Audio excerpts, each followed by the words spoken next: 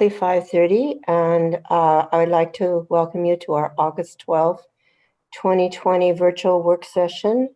This is to discuss the 2021 fall reopening plan. I'd like to call the meeting to order, and now I'd like to call on Dr. Watts to introduce Ms. Laramie, Director of Communications and Public Affairs, to begin the presentation.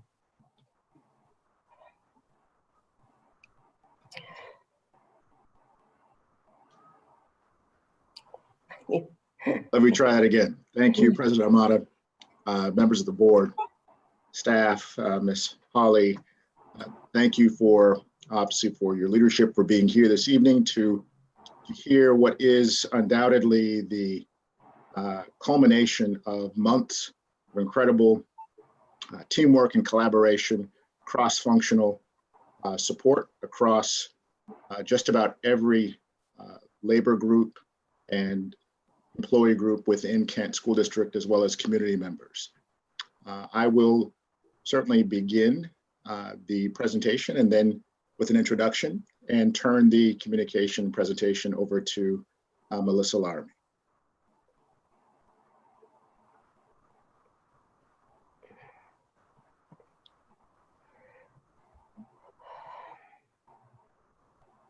Once again, good evening to our Kent School District board members, to staff and community. If we take a step back, just 7 short weeks ago at our June 24th board meeting, I shared in my superintendent report the full plan, the goals, and the timeline of our back to school task force. And I am incredibly proud to say this evening that this 108 member team of students, staff, and community came together, collaborated, and met every objective and timeline. No small feat. And we communicated with you, the board, our staff, our families, and our community on a weekly basis. And I also believe our district is much stronger as a result of this work. Our children will benefit to a far greater extent as a result of this work and from the collective efforts of this entire team of individuals. So to you, to our back to school task force members, those who are represented this evening, who may be watching or who may not be watching this evening, but may see this at a later date, I wish to say nothing more, nothing less than thank you. And if you would, please all join me in a round of applause for our back to school task force.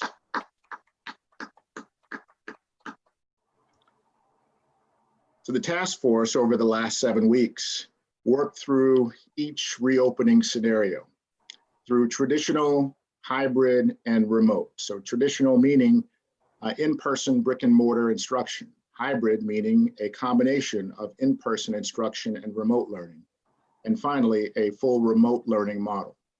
They have developed full plans, which have been reduced into a simplified 16-page version for public consumption, and it is in full alignment with the OSPI Washington Schools 2020 reopening plan template. The task force delivered the plan on August 3rd for board and public consumption and to allow bargaining to begin so that we could operationalize the plan district-wide. Meanwhile, as we've experienced all of this throughout our current pandemic and our current health crisis, new guidance from the state and federal authorities just since last week has emerged that resulted in additional updates to the plan that need to be made. We have made sure that we've created that ongoing statement that all of this information is certainly subject to change based on our current conditions. However, tonight, we will focus on the highlights that I've mentioned previously. The highlights before you adopt the plan in our meeting to ensure that they're in compliance with OSPI so that we can start the school year. And with that, I will turn it over to Melissa. Melissa, thank you. Thank you, Dr. Watts. I do think it's important to start by first giving an update, as we normally do with our back to school task force and with our staff, about current context with the COVID-19 data And information was updated just today on Wednesdays with information in our county. And as of August 10th, we have 16,838 cases, positive cases here in King County. And as you can see from the data here, this is taken directly from the King County website. These positive cases, the trend is continuing. And we've seen a bit of an upturn here. There are some caveats that are a bit hard to see in the red here. The recent dates may be incomplete and the counts may not add up. There's details on the data issues that King County and the Department of Health are having, and you can read more about that on their websites. But 4.9% of all those that are being tested in King County are testing positive, and the rate per 100,000 residents is 756 in King County. The 7-day average of new cases ending 8/10 in King County was 125.9. So that is King County, most recent data. And when we look at the current City of Kent data, and I recognize that our Kent School District is not just in the City of Kent. However, and we do look at the data for all of the municipalities that we're in, but when we look at Kent, which we cover all of the City of Kent and it's the largest, we also look at these trends. And this is where we see the positive cases at 1,638. Again, this is through August 10th. And we see that the 7-day average for new cases ending 8/10 in the City of Kent for us was 13.71. So we continue to monitor local and statewide data. And we do this in partnership. It's not just myself, but continuously watching this with our Assistant Director of Health Services, Lindy Barron, monitoring cases locally, the trends statewide as well, and how we're faring, and then staying up to date on actual data, which is really important in informing the policies and the guidelines that are coming down and informing the plans that we're about to go through and the changes we'll review this evening. So I wanted to set that context first. So with our plan, as Dr. Watts mentioned, this work session this evening is an opportunity to cover the key known changes as of today with you so that you can adopt a plan, the most current plan, and we can submit to OSPI and the State Board of Education in compliance with the current guidelines. Of course, we know and expect that the details of our plan, our back to school reopening plan, will change, and that our plan is subject to change as the directives from governing authorities, health officials, and public health conditions continue to change as this pandemic continues to evolve. In fact, as Dr. Watts said, just since publishing on August 3rd, several documents, key documents, were published, and we're going to cover those tonight. There were a number of documents that we posted to support this, and to help everyone who's both on the task force, the board, and our community and our families understand exactly what was changed and updated in the plan. All changes in all 3 plans and the remote learning, the reopening plan, excuse me, were tracked, using track changes in the Word document and are noted in red. And once approved by the board, The documents that are provided in BoardDocs tonight will be updated and posted to the website, the KSD website, in finalized version tomorrow.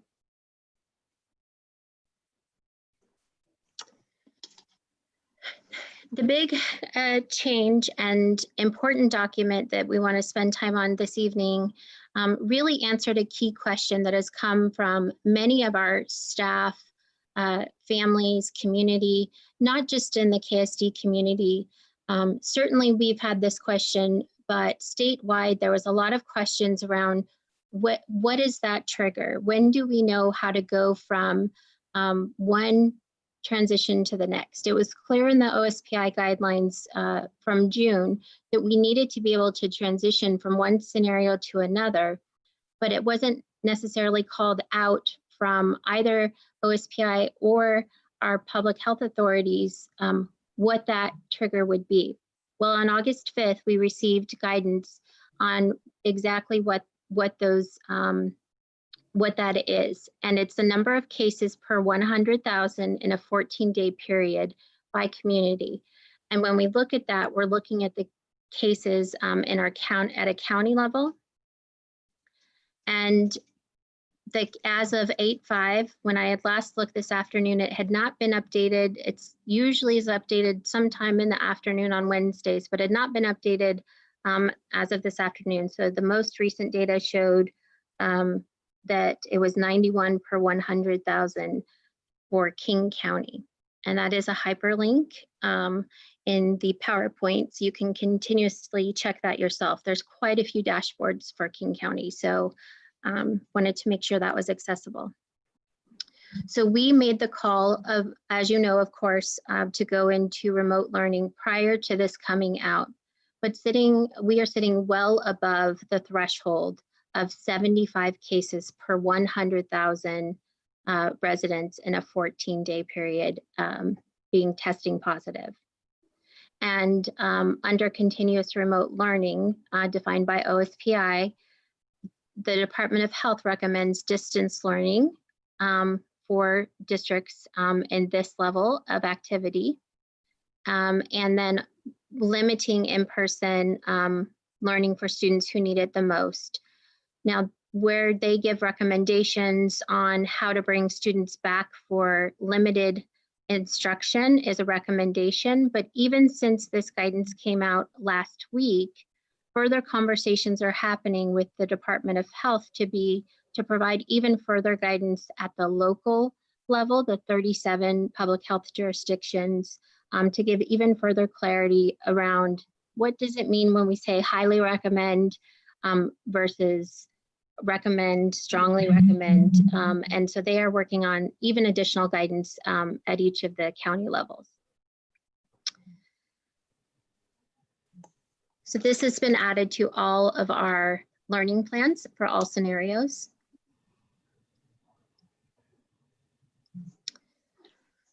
We have also added to the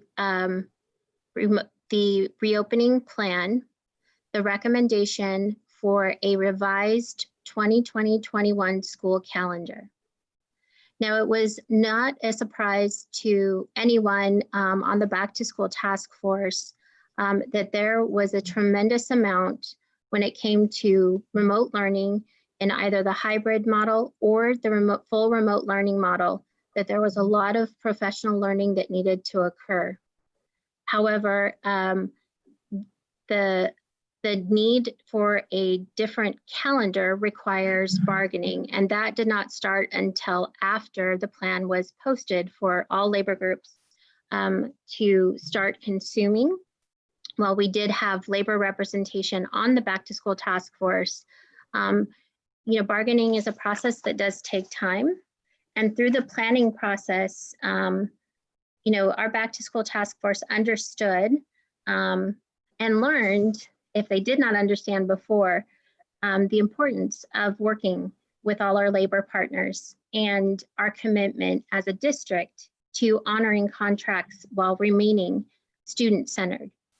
So before you this evening on the on the special meeting is a revised calendar for the 2021 school year to move the school start date from August 27th to September 3rd, which would allow us to maximize professional learning for all staff, but particularly for our certificated staff members to provide additional time for professional learning in key areas, including some required professional learning that is state mandated specifically for the 2021 school year.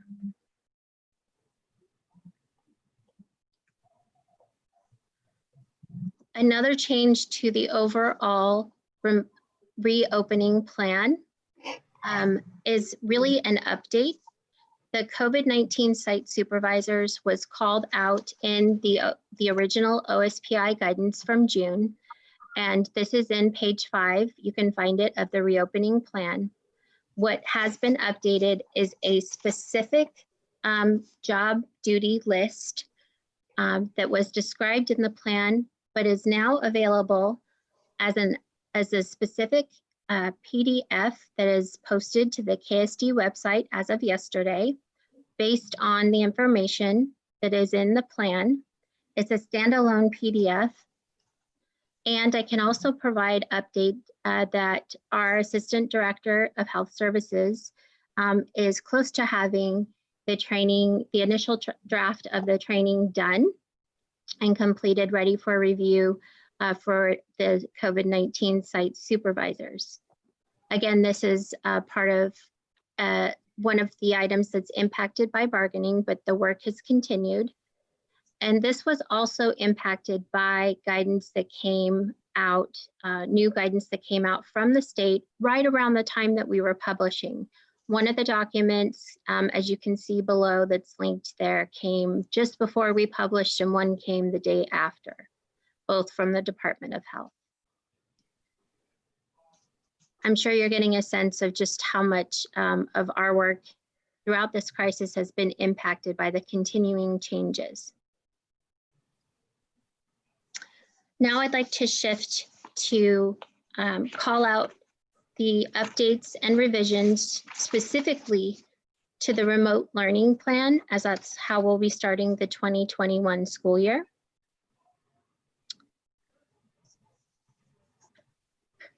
This slide highlights the revised daily schedules for elementary and secondary schools. First, I want to apologize. You will see here the word lesson is struck through. That was a typo that was not caught. So that should have been caught prior to us posting, and it just simply was not. So I apologize for that. For the elementary and secondary, the revised daily schedules, these are updates to add clarity for staff and families to support successful implementation. So it's not that these are dramatically different from what was posted on August 3rd. However, after receiving questions and comments from staff and family members, we wanted to provide clarity so that we could have successful implementation and support the training and professional learning that's needed for both staff and families prior to the first day of school. So this has been updated in the reopening plan and in the remote learning plan. You can find that on page 9 of the reopening plan.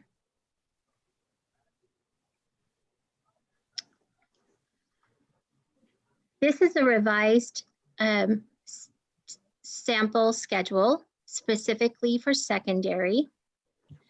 The original schedule, sample schedule that we posted, this has been changed, and I want to thank again our secondary principals who came together to provide options, alternative options to our labor partners that would support the teaching and learning in a remote setting. Additionally, what is not called out here on this slide, or simply to make it easier to read, but also because it is called out in page 16 of the reopening plan, is specific changes and revisions that were called out to accommodate social emotional learning in the mornings at the middle school and high school levels. So there was a lot of collaboration that has been done to make adjustments to make it work. And all of these schedules still meet the required hours, instructional hours, as called out by the State Board of Education. Again, these, as you can see on the slide, are found on page 16 of the reopening plan.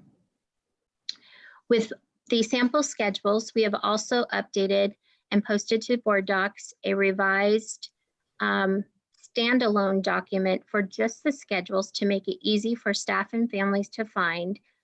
And we want to make it clear that these are sample schedules. Each principal will provide actual schedules for their school to families before school starts.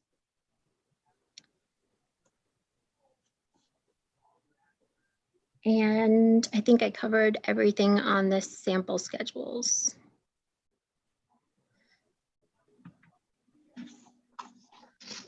For assessments, the only revision, I should say, not the main, the only revision that we want to highlight for you this evening to the reopening plan is that OSPI has determined for the WA-KIDS assessment for some of our youngest learners is that the deadline has been extended to November 13th. Traditionally, it's the end of October, and they've given a couple extra weeks. OSPI continues to be very clear that assessments in general will not be waived this year. Our team, our assessment team, and teaching and learning are working together on an assessment calendar for 2021, as well as plans for how these will be proctored. More guidance is also coming from the state, from OSPI, and from the U.S. Department of Education. So we are all staying tuned.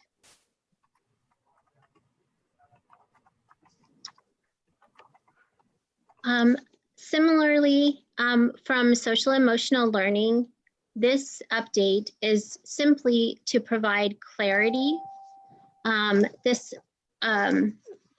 These bullet points here, I apologize, my dog. Sorry about that.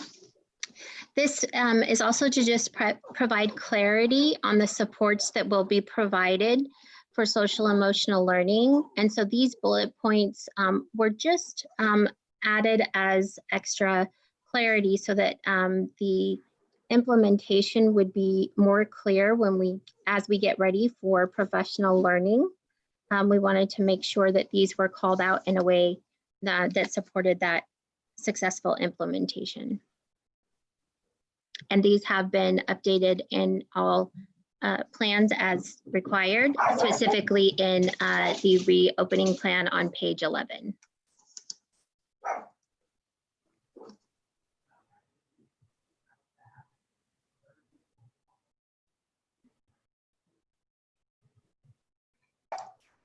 Next are the next steps of our plan. So after the plan is adopted, speaking of professional learning, next week we are so excited. We have Talk 2020. It's our second annual signature learning event.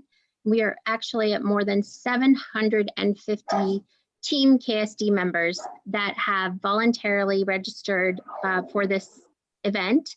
Of course, it's going to be virtual this year, but we have national keynote speakers as well as KSD presenters and others who are going to be presenting at 2 days, August 19th and 20th. And we're very excited to kick off the 2021 school year next week. We have the revised calendar that will support the professional learning, and we're excited for that. Of course, all KSD staff will participate in various trainings and professional development sessions to support safe school reopening. our buildings are, as called out by the Department of Health, do need to be accessible so that staff can have what they need to support the beginning of a successful school year. Content, of course, for what the professional learning is will vary by labor group.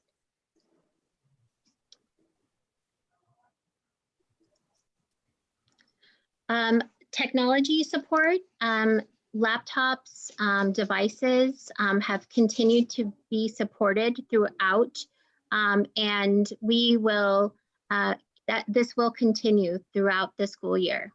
And so hours are being extended to accommodate flexible schedules for families, and we thank our DARTS team for supporting this and continuing to support this.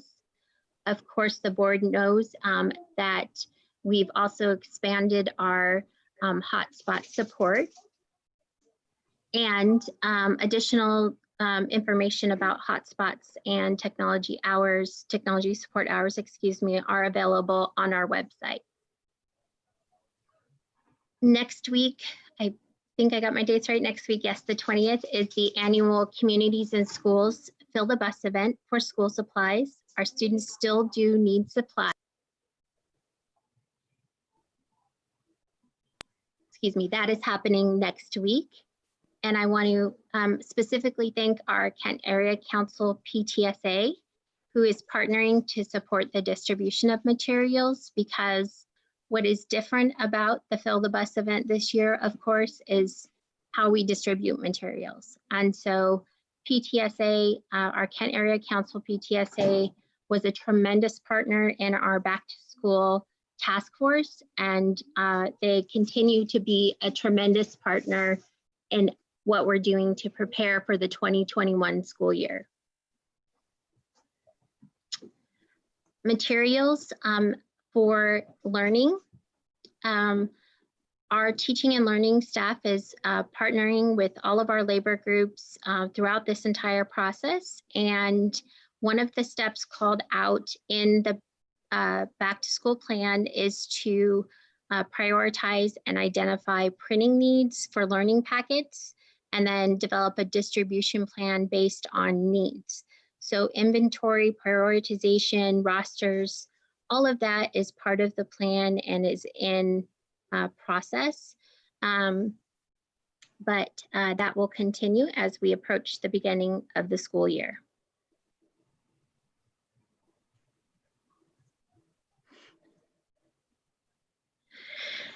And then family support. We have a lot planned, and rightfully so, and I'm really excited about a number of things. One of them is our Family Tech Academy. This is an opportunity that we have to support families with all of their needs for learning. We launched the, this is related to the Digital Learning Toolkit, which is also noted here, that was launched in late July, which helps families use, and staff and students, but can use videos and guides and resources to learn about how to use the tools that we're using for learning through our website. And that's been live since July. But the Family Tech Academy really goes a step further, and starting later this month, we'll have at least 2 sessions each week, and our DARTS team again is coming through to support our families to ensure that we have a successful school year. Excuse me.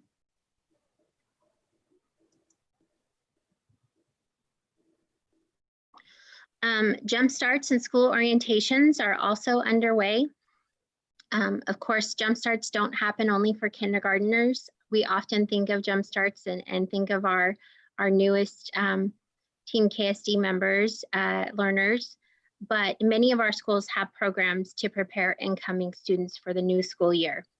And many of our Team KSD members have been thinking about this all summer long, about how to do these virtually and do them well. And we're so excited for to see how this is happening and how our schools have been engaging families and incoming and new families all summer.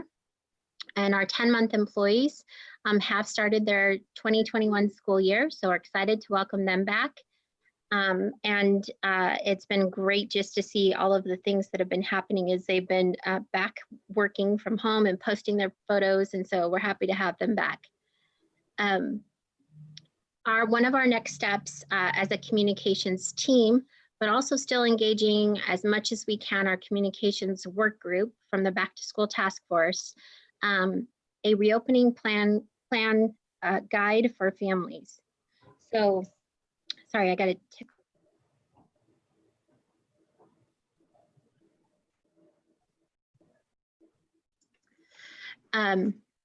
We want to develop and distribute a 4 to 6 page summary. So taking the 16-page summary of the reopening plan that's been provided already and condense that down even further, and then have it translated into the home languages identified in Skyward and send it to families. After, of course, the adoption from the board. So we've been waiting for that, and that's one of our next steps from communications. And then we have the Back to School Thought Exchange results that will also be posted this week, which just closed late last night at 9 p.m., which was tremendously helpful in identifying concerns, questions, and topics from students, families, and staff, as well as community members. So with that, I will stop sharing my screen and we are available for questions. So I'm wondering, each school, do they have their own plan for the jump starts? I'm wondering because there, some schools are not giving any communication, or there's been times where wrong dates for technology pickup has been given, and then no way to contact the schools. Like there's only a recording at the schools, no way to leave a message or to contact anyone at the schools for follow-up. So I'm just wondering, like, is that up to each school, or do you guys have say, you know, well, here's your guidelines and this is what we'd like you to do? And if that's not, what would, I guess, your recommendation be to the parents to find out this information? Yes, thank you, Director Bowen. So different than a jump start, the Back to School Task Force did recommend a orientation for the 2021 school year for all schools. Now, that is a recommendation and part of the checklist for reopening for the 2021 school year. But jump starts are different, and those are not mandated for all schools. And so I won't speak to those. I will call on a colleague to speak to those. I will say, as far as the communication, that I know our principals are working hard to respond to everything, but they are primarily the only 12-month employees at every school building. And just this week, the 10-month employees have returned for the 2021 school year. So I know that they are catching up on all the messages that have been left and emails that they've walked into. And so in the meantime, anything that's been rerouted to the district office, we've all been trying to help with that. So any challenges that there were with misstates or anything like that, I'm not specifically aware of, but I'm certain if there was an error, of course it wasn't intentional, but we are working to post anything that we can on the websites. And so did you want to talk about any of the jump starts? Yes, thank you, Melissa. Thank you, Director Bowen. Specifically, Jumpstart is something that not all of our schools have done, mainly Title I schools. They have had budgeted dollars throughout the school year, which are categorical Title I specifically. for that and that requirement. And so there are a team of principals that have been working on, in fact, as of yesterday and today, I think there are about 7 or 8 schools that had a formal jumpstart process, again, using our categorical dollars. Thank you, Liz. I'm curious with the schedule that you have presented. I didn't see anything there, and probably not going to put on a schedule, but I know for myself being online for long periods of time, which I've been doing a lot of, and I think it's bothering my eyes more than ever. Are we preparing for some breaks and stuff? Because it seems to me, and I could be wrong, but it would be better to have more breaks when you're on these computers for long periods of time. And I wonder if you've taken that into consideration at all. Absolutely, President Hamada. We have taken into consideration breaks, and they are called out in the full plan. Danelle, do you want to talk at all about the brain breaks? I'm going to unmute. Yes. Good evening, President Hamada, Board of Directors, Dr. Watts, and Pam, who's sitting in for Karen during this time. Yes, in our schedules and all of our conversations, we're really trying to figure out what's going to be the best balance for instruction time in front of the computer or a device, and then how do we strategically allow appropriate brain breaks, stretch breaks, and add some additional flexibility for students during that instructional time. So really being very thoughtful about how we support our teachers and organize instruction in a virtual environment. Are we going to allow some flexibility to the individuals doing it? Do I hear you saying that? Yes, in the way that we've approached this, and folks on probably our task force committees have heard me say quite a bit, is having sort of a loose, tight approach. There'll be some things that are kind of some tight expectations for all schools in all classrooms. And then within that, having some room for flexibility because our teachers will need to adjust instruction and how they organize that time based on the needs of students. I'm not sure this is the right place to ask this, but with our CARE dollars, have we outlined how much of that is going to go to the various needs in going back to school with our plan at all yet? I mean, I understand we received, I think it's $7 million or something, and I'm wondering if that was spent across the board or was spent in an equitable fashion, or I mean, if this is not the right place, I'll save that question for another time. But so President Amato would be glad to follow up with you, but perhaps with more specificity in the question. Are you asking specifically how and what students are, how they're being served? We can certainly follow up with you more explicitly. Okay, thank you. Okay, certainly. I have a couple of questions. Okay, go ahead. So thinking about the plan, the condensed plan that you're going to put together, I'm wondering, because I do know technology is a challenge for a lot of families and the language barrier. So is there a thought about like providing paper copies of those, maybe translated at lunch sites or where families can have access to it and easier to get to them? As well, thinking about, as we're reaching out to our families about applying for free and reduced lunch, maybe having folks at those lunch sites that can maybe serve as interpreters to help families, or have some Chromebooks or whatever that looks like to help families get on and fill out those applications that they may be having those challenges. I know it's kind of a couple, and then I've got one more after that, but I know it's kind of all lumped together, but I'm just thinking about how are we communicating with our families? What, I know we have opportunity when they're picking up lunches. Sure. So Dr. good evening, Please. Yeah, President Hamada, members of the board, Dr. Watts, Ms. Holly, I'm sorry. Yes, Director Daniel. So to speak to meals, we can, and we were at, so Nutrition Services Director Teresa Fields and I were talking today about things to do with that and the meal application process. as well as communicating now the different ways. So we are still open and we'll be using paper applications as well, which we translate into several languages. And so thinking about all the ways that we can inform families to not just apply for free and reduced lunch across the board. So this is for families who typically are aware of this process and have to do it every year because you have to reapply. Yeah.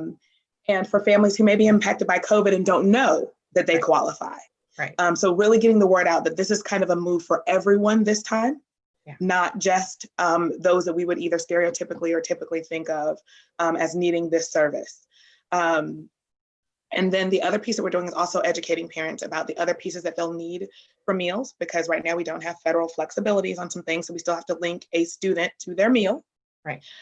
So that means that, empowering families to know their student ID number. Mm-hmm. So that if a parent shows up or a guardian shows up to pick up a meal for their child, which they will be allowed to do, they still have to have that student ID number. So how can they get access to that? So there's lots of pieces that link into this. And I'm going to stop at the meal part of this and let someone else pick up about some of the other services as far as reaching our families and communicating with them about some of those other areas. Yeah. Okay. Thank you, Joel. So Director Daniels, the reduced plan of 4 to 6 pages, we as a back to school task force communications work group intended for 4 pages so that it could be mailed and posted to Peach Jar. After the time that it took to get it down to 16 pages, I'm highly concerned about getting it to 6 pages and getting it translated and keeping it to 4 to 6 and doing that. So I say 4 to 6, and the intention is to mail it also to the families identify in their identified home language in Skyward. So yes, they will get it mailed.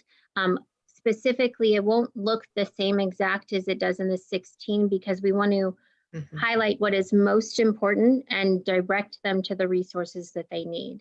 Now, keeping in mind that while yes, it is Google Translate on our website and through our Blackboard apps, we can get them connected to our website and to our mobile app and other places where they can at least find the right person and other key personnel to help them through any process and support resource that they may need for a successful school year. So that is, they will get it in mail. And if it gets returned, then we'll have that data too that we need a better address. Okay, and then my last question was the tech classes for families. How are we serving our EL families? Will those classes be available in multiple languages, or what is that? How are we going to serve those families and let them know about those classes? Yes, so I think I know the answer to that, but before I make a promise and talk about the tool, I would like to call on Tisha and Christy to help talk about those events. Okay. Good evening, members of the board, President Amata, Dr. Watts, Ms. Howley. We are where we have put together a schedule that keeps in mind all of the needs in order to operate in this space with comfort for families. And so not only do we have several different tracks for learning, we're also incorporating some of the latest tools in terms of real-time translation, as well as being able to incorporate some of the other pieces that are some of the more modern technology. Because as this has progressed over time, some of the vendors and people that we work with have identified this as one of the largest needs in terms of how do we support all of our families. So we've really leaned into that and partnered with those vendors to ensure that we do the best that we can to make sure that we are taking care of every student. Thank you. Yeah, my question was also related to that, what type of technology we're using. I've been part of several legislative meetings with WASDA this past week, and one of the things that they mentioned, can't remember, I think it was Bellevue, is using something called talking points. And I guess it's a way teachers and staff can text in the home language. So that was something that came up at that meeting. My question was regarding the comment that each principal will have the ability to adjust the schedule from the sample schedule. Mhm. So I was wondering how they will coordinate with the strands, because if you have children who are in middle school or high school or both, how would they, are they coordinating with the different strands, the principals that is, and Mhm. not determining the schedule on their own? Yes. So a big reason, one of the reasons as it's called out in the plan is the need to be able to determine the schedule at the building level to schedule specialists. And that is really important for our principals because of the rotation schedule and being able to schedule them. We have talked about being aware of families' differing schedules, and that has been a request. We've also talked about the solutions in a remote learning environment that are different, as well as the challenges that are different from an in-person learning environment. And those include things like, additional hotspots per family. I think we talked about that a couple board meetings ago, and things like that. There may be other conversations that are happening that I'm not privy to from those. I don't know if my colleagues have anything to offer. I could add something to that, Melissa. Okay. Director Vengadaslam, President Hamada, members of the board, Dr. Watts, Ms. Howley, good to see you all tonight.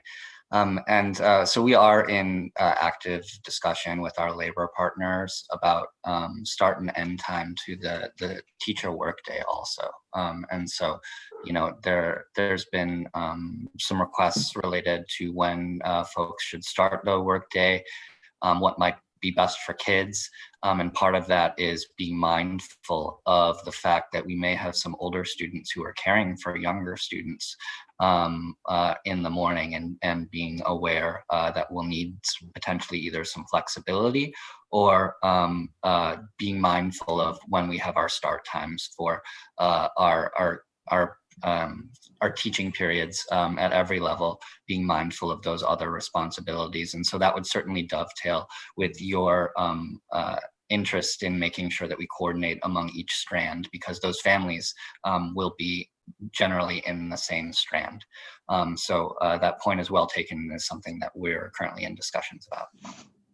Thank you. I have some questions too, so I'll kind of dovetail off that. That was going to be one of my questions. What are we doing to support our secondary students that might be watching younger siblings or might even have to work? That's the reality of our world. And then I haven't heard anything about our inclusive education students. So I'm wondering what the schedule looks like for them, what education looks like for them. And then going back to feeding students, there was the the eligibility plan, the CEP. Are we going to participate in that this year? And I've never seen a list, I don't think, of how many students we essentially lost last year and were unable to locate. And what have we done to locate any students that we didn't connect with in the last school year to make certain? So that's inclusive ed, students we've lost, and CEP.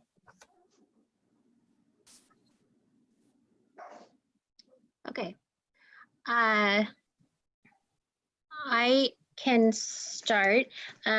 We did provide some information about inclusive education students in the reopening plan, and then the guidance was provided from the state level on July in the evening on July 30th at the end of the day. And then we have been working through that.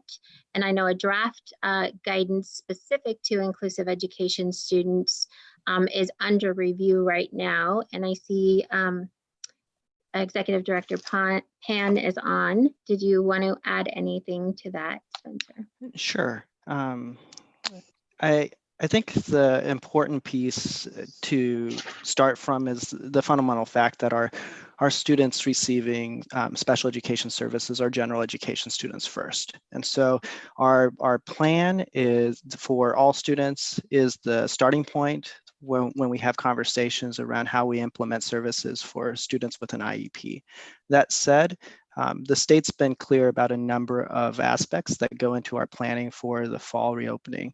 I think probably the most notable of those is the expectation that IEPs are in effect, right? When we were in the spring, we were operating from a place of emergency closure and therefore a kind of emergency unplanned closure and the need for continuous learning plans to be put in place. And so, with the schedules, with the information for reopening, that starting point of if students' full IEP can be implemented, we are to do so. If amendments need to be made for implementation of those IEPs, then that would need to be in effect. When we run into, I think, a smaller subset, right? It's moving that. When we're kind of moving in terms of the numbers of students that might be impacted by their ability to access those services, when we think about our all general education students being able to access and benefit from the instructional opportunity, and then many of our students on IEPs can still benefit from a distance learning format, but there are some students that will have struggles in terms of accessing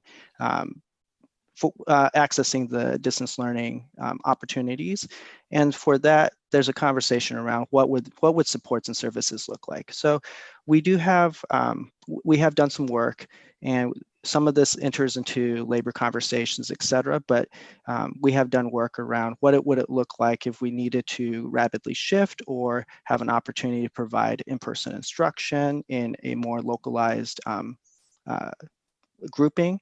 And we've also looked at what are the criteria to allow such to be in place. And so the core feature is all students first, and then second, IEP team localized decisions. So if teams determine through kind of a pathway process that needs cannot be met in a distance learning stance and more intensive services would be required to allow for that access, or that something different would need to be in place, what would that be? What would that look like? And then we would need to provide it. It's a little difficult to provide, I think, when we start getting into individual students and their needs, what the larger plan is, but we do have planning and steps around how that would look. So I don't know, Director Bettinger, if that answers the question. Well, it's just yes and no. It's just I'm worried about that was a big concern of many constituents, was the students with IEPs not getting that remote learning or not being able to participate fully. So it's, I don't want them to be an afterthought. Yeah. And we're doing a few things just to add to that a little bit. We are doing a few things to address, I think, parental concerns around that. I mean, at the basic level, it is IEP meeting and having those conversations, but we are also offering more targeted support to kind of intensive services. So, start thinking about how are we encouraging communication, because that's much more of a need in this type of space, right? Setting up the home environment and the school collaboration to execute any sort of distance learning. So. Thank you. I wanted to ask also about the wellness center and what that sort of looks like, and how that's also going to mesh with our social emotional learning, or is it? Budgetarily as well as programmatically, how that would look. The Wellness Center, Director Vengadaslam. Or just for clarification, yeah. What are you referring to? It said in the plan that there will be wellness centers established somewhere. I saw that. I will have to, I apologize. I will take a look in the remote learning Yeah, plan. in the remote learning Okay. plan. Yeah. There's certainly a focus by mandate, an expectation for our work and concentration on social emotional learning and health and wellness. But we'll certainly need to follow up on that, on what context we are speaking to that about wellness centers. Thank you for bringing that to our attention. Yeah, so I was just thinking if the wellness center was referring to our partners, our CBOs in some sense, because operationalizing this plan is still under discussion, right, with bargaining and all of that. And so I'm concerned that some of this SEL and all of these things are we considering our partners, and are we using them, with the understanding that they'll be working with our instructors, or however way Yes. that looks. Yeah. Yes, thank you, Director Venkatasalam. I was just about ready to say, I believe that's referring to our partners, and under the leadership of Randy Heath and Student Family Support Services, he has been working with our community-based partners who offer additional services around social emotional wellness. It's just a little different, being it is virtual. And so, yes, additionally, that's on top of what our curriculum is, our second step, and so on. And so, yes to both of those. I just want to point out really quickly that second questions from Director Bettinger were not answered. It can be answered we have I had 3 not- minutes. We have 3 minutes. I know, I'm Yeah. thinking we only have 3 minutes. So But I they hadn't can be forgotten, answered. but they kind of, Can they I was be- just gonna yeah. say, I will respond to, Wait, 1 second. Can they be answered during the meeting at 7 o'clock when we talk about the resolution? Because I think they're longer than a 3-minute response. We do have at least 3 minutes, and I would, if Dr. Okay. Harmon can provide at least an intro, and certainly Okay. anything we're not able to share, that would be, Yeah. Great. that would be helpful. Thank you. More important to me is students that we've lost. Okay, so I won't answer, I'll wait. That's not me. Thank you. I have a quick question. Is in the plan, it talks about, ongoing meetings to see how it's going. Do you have a kind of a rough schedule of how often we're going to revisit this going down the road? I mean, is it going to be a schedule of every so often this group is going to meet, or is that just not narrowed down yet? No, different work groups have discussed, there was a question at one of our last meetings about what could it look like. And then since in the final 2 weeks, we had 7 different new guidance documents come out. So a lot of it will be determined by, excuse me, by need.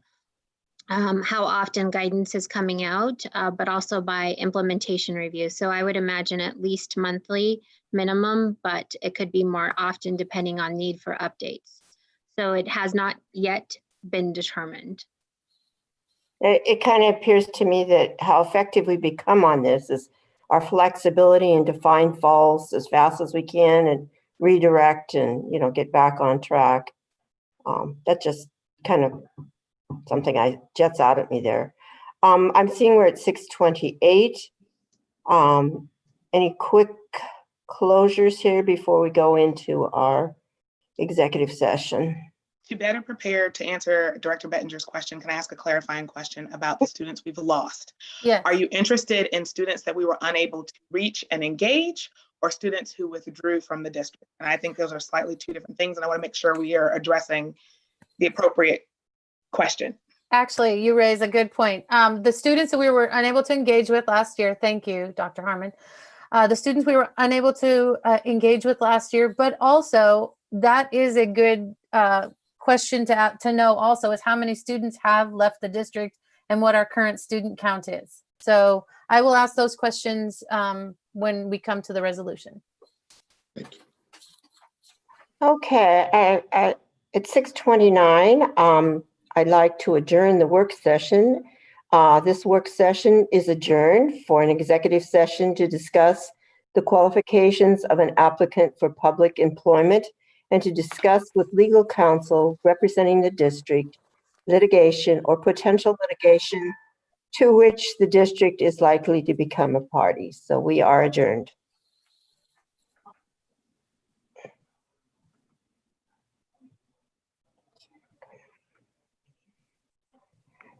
Going here.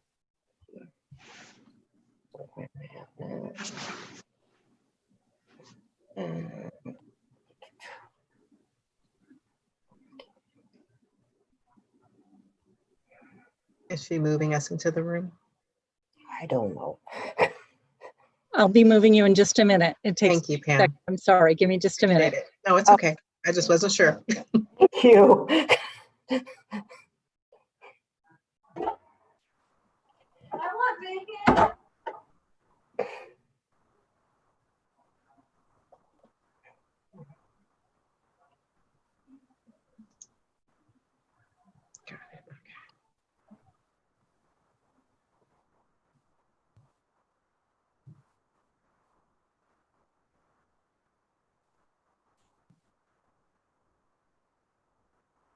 How do I get into executive session? I think she has to move us one at a time by sending this little link. So I think that's why members are disappearing.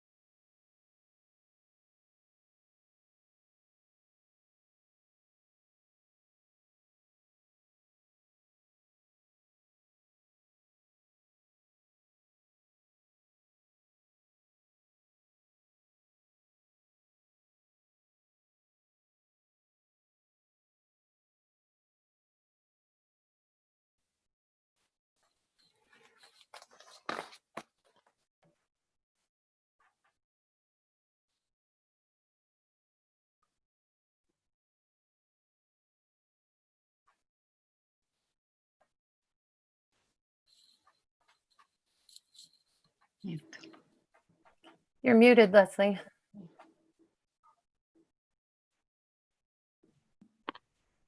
There we are. Finally. Turned it off.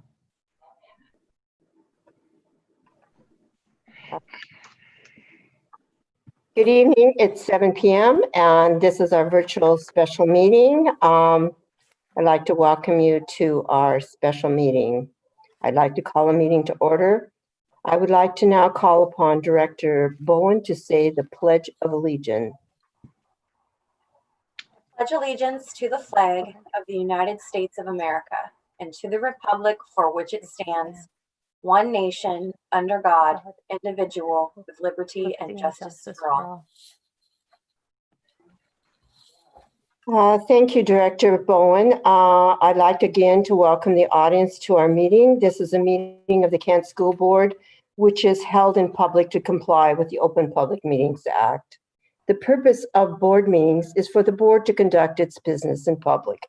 During the meeting, the board will listen to, but not respond to comments from the audience. Those wishing to comment must complete the online form as indicated on the district website and in BoardDocs. There will be 2 periods where public comment will be heard, at the beginning and at the end of the meeting. Questions raised through submitted public comment addressing an issue may require further investigation, and answers will be posted as the district's website.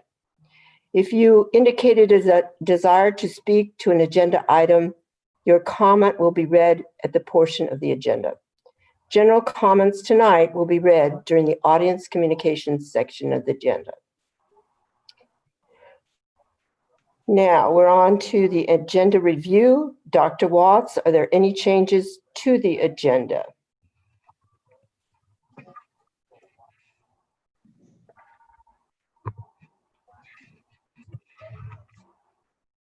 Yes, President Hamada, good evening, members of the board, staff, and Ms. Howley. Please know that a supplemental personnel report has been added to the consent agenda this evening. Thank you.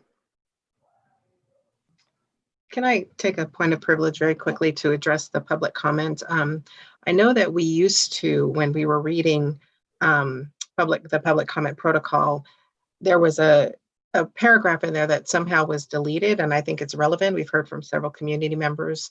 And it's the phrase that says, the president may interrupt or terminate submitted public comment when it is too lengthy, obscene, or irrelevant. Abusive public comments personally directed towards staff members will not be tolerated. The board as a whole will have the final decision in determining the appropriateness of all such rulings. And I know, thinking about some of the public comments that we read, in particular over the last few weeks, I think that some of them kind of pushed the line with that.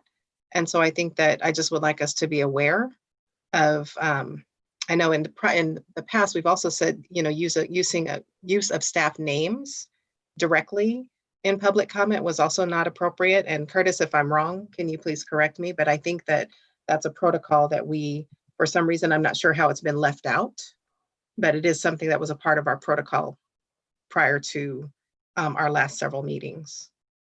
Yeah, I can speak to that. We haven't had the protocol that you can't mention names. We have said that if it's issues that are potentially a pending investigation or litigation or allegations against an employee, we would not entertain those types of comments. And so there's a bit of a fine line there. We do have freedom of speech, and so if we're allowing comments on one side, we've been pretty liberal on allowing comments as long as it's not pending investigation or something that potentially could be part of litigation. And that's been the line for us. And so we'll continue to monitor appropriately in that regard. Okay, thank you.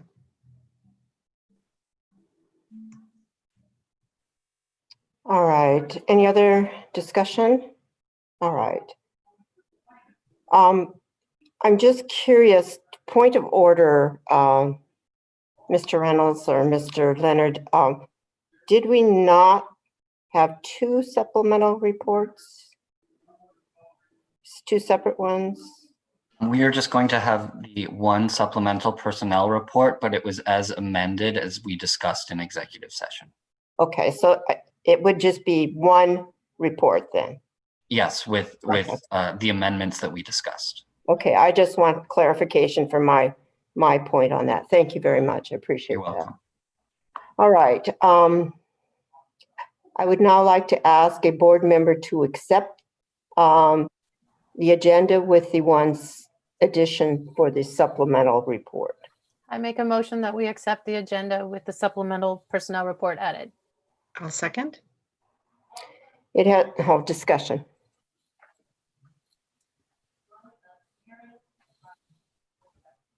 Hearing none, it has been moved and seconded to accept the supplemental personnel report with the addition of one more supplemental report added to it. All those in favor of it, signify by raising your right hand and saying aye. Aye. All those opposed signify by raising your hand and saying nay.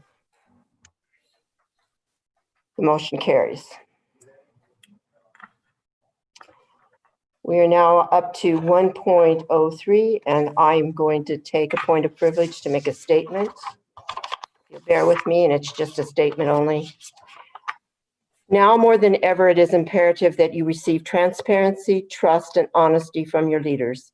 On August 5th, 2020 special meeting, I said from the dais that I had confirmed that I spoke directly that day with the leadership of the Kent Principals Association to affirm that the majority of the principals had stated in the letter that they wrote April 30th, 2019 was a voice of no confidence. I spoke to other union heads that day to clarify any of their votes, but I did not directly speak that day with any member of the Kent Principal Association Executive Board that day. I did speak directly with the Kent Principals Association Executive Board on April 9th, 2020, in a virtual meeting, and I did go over carefully my notes from that meeting prior to the August 5th, 2020 statement. I did call the 4-page of being brought forward that Kent Principals and Building Leadership wrote, a voice of no confidence. In actuality, it was a letter of 16 deep concerns addressing issues with Dr. Watts they wish to see changed and addressed. It does state in that letter that it was a vote of 75 building leaders and considered our entire membership, nearly unanimous, putting that in quote. I did ask on April 9th, 2020, if anything had changed in the many concerns addressed, and the answer, I believe, in my own perception and what I wrote down in my notes, that nothing had changed in 2020. I do owe you all to be absolutely accurate, and I'm going to make mistakes, and you're going to hear from me when I do. So thank you for tolerating that this evening. All right, we're up to preliminary communication 2.01. Ms. Laramie, would you please read the comments received for 30 minutes? Yes. These are the general comments received. I will read them as they were submitted. The first comment is from Zach Lenahan. The Kent Meridian College Access Team recommends that the school board add 2 items to the high school and beyond plan as graduation requirements. Item 1, FSA ID, Federal Student Aid Identification. Item 2, FAFSA or WASFA, free application for federal student aid or Washington application for student financial aid. What makes these so important for students? This is the first step students take for successfully preparing for their future. All paths lead through financial aid, regardless of what those paths might look like. Students need financial aid available to them for trade, 2-year and 4-year schools. Even students who intend to join the military or the workforce should be prepared for any eventuality, including a detour or barrier to their desired plan. The importance of this application cannot be overstated. It has more real-world applications and importance to the next steps students will take than any of the items currently on the high school and beyond plan. The importance of college and career readiness has been prioritized by OSPI. The transition between high school and a future career requires specific support from adults that students have access to in their schools. 95% of students surveyed at Kent Meridian report that they would like to pursue some form of higher education, including trade, 2-year and 4-year schools. First-gen students, these are students who do not have a parent or guardian that has completed higher ed, report that school staff are the most important source of information about college and career readiness at a higher rate than other students. Our building, Kent Meridian, has a large population of first-generation students. Our advisory program allows us to deliver this information to students, but it is not enough. The school board should also consider allocating FTE towards staffing a cohort program designed around college and career readiness. This cohort could begin in the spring of junior year and complete in the spring of senior year. All students should be required to complete the coursework in this college and career readiness cohort for graduation. This program could replace our existing advisory program, or at least some part of it. Actions recommended: add the FSA and FAFSA or WASFA to the HSB plan graduation requirements for the 2021 school year and beyond. Consider allocating FTE for a district-wide college and career readiness cohort program that could replace advisory by creating an exploratory committee in conjunction with KEA. Thank you for your consideration. The next comment is from Jane Scott. Please push back the student start date to allow teachers some days prior to the school starting to train and collaborate for the virtual start to the school year. We know KSD is offering classes and we know our colleagues have ideas to share too. This will all enable us to begin the school year more smoothly. Next comment, Marian Engler. My child will be entering the 2nd grade this year and I work. The Back to School Task Force has not mentioned that this is a known concern for them. This is something that needs to be addressed. This has caused me extreme stress, and I know that there are many parents in the same situation as me. Next comment, Gretchen Henry. I teach 1st grade and am strongly advocating for Seesaw, which is an easy way for kids to respond to their learning and show what they know. One of the biggest challenges we had last spring was the young learners' ability to create, write, make anything in response to our lessons. Seesaw makes it simple for kids to respond in a variety of ways. They can draw, record their voice, upload a picture, and more. It can easily be used with teams. Seesaw is being used by neighboring districts, including Issaquah and Highline. For our youngest learners, we will need the support of their families, and we will also want the kids to be as independent as possible. Using a primary friendly platform along with teams for face-to-face meetings and recorded lessons will allow for our kids to be successful. I have reached out to people in our curriculum department as well and have been told that they are looking at a platform that will meet the needs of all students. If this is true, we have to consider that not all platforms will work for kids K-12. Many of my colleagues agree that we should meet the needs of our primary students with additional supports. Please consider the expertise of those teachers who spend each day with the youngest.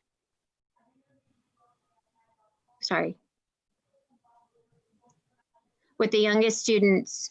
We know that what can work and want to spend our time learning it now so we can provide the best to our students. They deserve it.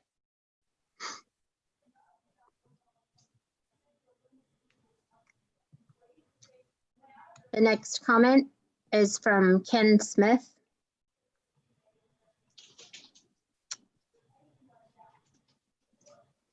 And it reads, Dear Kent School Board, thank you for the chance to share comments with you and the entire Kent community watching you perform your solemn duties as elected officials. This comment was originally submitted August 5th, 2020, and not read during that meeting. I speak on behalf of thousands from the Kent community who have sought my professional analysis, opinions, and recommendations. My professional opinion is the Kent School Board has thus far been negligent in performing your required duties regarding oversight of the finances, policies, contracting, and the superintendent. I provide 3 brief examples. Example number 1, the board has failed to resolve the competing narratives regarding the financial crisis. The story presented by the superintendent and others on his behalf is that he was blindsided by the financial crisis and unfairly treated as he promptly and diligently worked to solve it. The story supported by the evidence is very different. The evidence, much gathered via public records request, shows several people notified the superintendent and the district had reasonable reserves and a structural problem that required attention. He entered with a financial choice, and his negligent inaction created the financial crisis. Instead of making fixes, instead overspent the approved budget by more than $10 million each of his first 2 years and wrongfully terminated and retaliated against senior staff who shared the truth with him. The board has failed to resolve this serious problem related to how the superintendent caused the crisis and how retaliated to hide his actions. Example number 2. The board has failed to resolve the concerns surrounding conflicts of interest by the contracting activities of the superintendent. The state auditor recently concluded there were policy violations with the Allaview contract.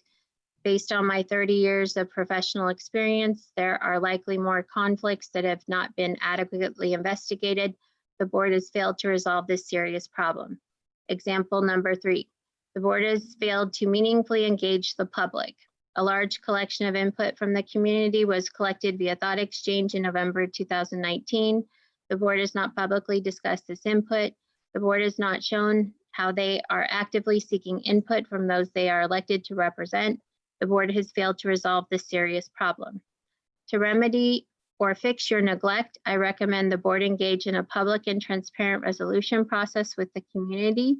Failure to resolve these issues before extending the superintendent's contract will likely result in painful consequences for the board as well as distractions for the district that do not help students. It is your duty to make prudent choices that comply with policies, the law, and your oath of office. Melissa, can I take a quick point? Leslie, did you want me? Leslie's not feeling well, and so she's going to actually remove herself from the meeting. And so she had asked me privately to let you know that. Okay. So I'll take over. Okay, thanks. I appreciate that. I have the screen up and I'm just reading. That's okay. No. Thanks.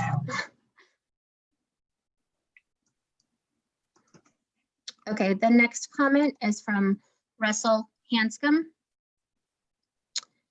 And it reads, I viewed last week's board meeting with angst, fascination, disgust, and anger, and that's where I'm stuck. I'm still angry. In what universe does the KSD board director with touted human resources experience, which includes compliance training sessions, quote, believe it's acceptable to drag an employee's performance review into public view? I don't know what kind of white privilege milk a whole bunch of white folks been swimming in, but Lord Almighty, it's most definitely curdled and sour. At best, last week's school board meeting was a toxic display of humanity. At worst, outright bigotry. To force an employee to publicly endure regurgitated nonsense over and over again was abusive. It was pathetic to listen to the same exact wording in so many statements.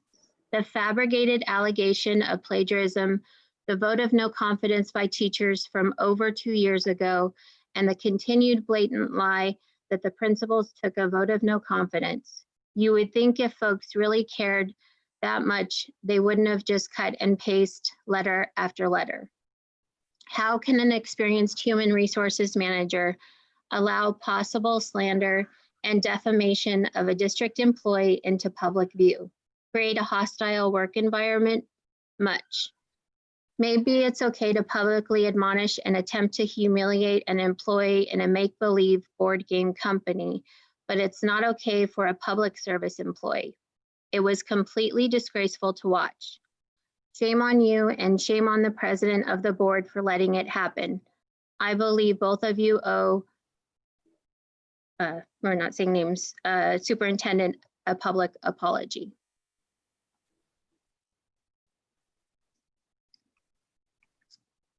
Next comment is from Brandy Ingham.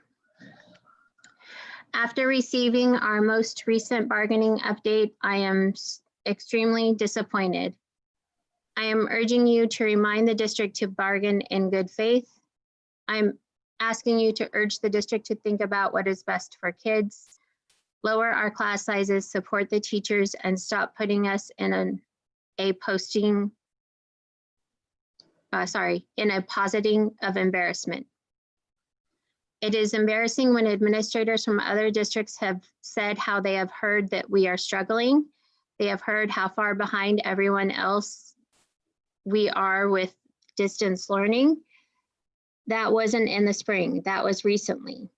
We were promised that the fall would not be like the spring, and yet here we are. We still do not know what platform we are using. We do not know what PD we will need. We do not know when we will be able to get our materials or figure out what the students will need. You have amazing teachers in this district, and we have all bent over backwards to do the right thing by our students despite the lack of support by the districts. Other districts have already have information to their teachers. Their teachers were at home working and thinking about what they will be doing. KSD teachers are at home having anxiety attacks and major depression because we don't know what we will be doing or how to teach what we need to teach. We can't process what the year will look like. I refuse to take the blame and the brunt of the community's complaints as we all did last spring. You left us looking like fools, and boy, did we hear about it. So I am asking you as a board to please do something about the disrespect of students and staff. One unfortunate way to spend that fund balance down is by having to hire new teachers and train new teachers because the experienced ones have left.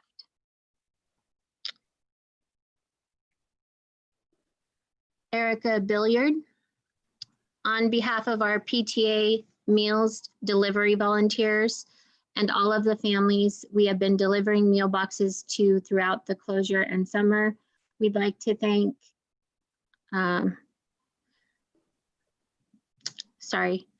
Director of Nutrition Services and the entire KSD Nutrition Services and meal service teams. Director has been wonderful to work with, always going the extra mile with a smile to feed the kids in our community. The nutrition services and meal service teams have been fantastic, and all of their tireless work has been greatly appreciated by the KSD families we've been serving, as well as our volunteers. The solution and goal focused approach of these exemplary people has been an immense help during this time of uncertainty. Nutrition services and delivery teams, thank you so much for all of your dedication and diligence in ensuring our kids have had the nourishment they've needed to stay healthy and strong. It's been an honor to partner with you in the service of our KSD community with deep respect and admiration. PTA meal delivery volunteers. Veronica Smith Kasem. Hello, this is a resubmitted comment since you didn't read it on August 5th. Good evening, my name is Veronica Smith Kasem, and I'm a parent and community member in KSD. Were I there in person, the sign I'd be holding would say time to reset. It's time to make a clean break. The superintendent's contract expires next year. A no vote tonight simply allows the contract to expire. It doesn't involve firing anyone, paying out an early termination penalty, or proving termination is justified for cause. I think that's a gracious and judicious way to reset and move forward.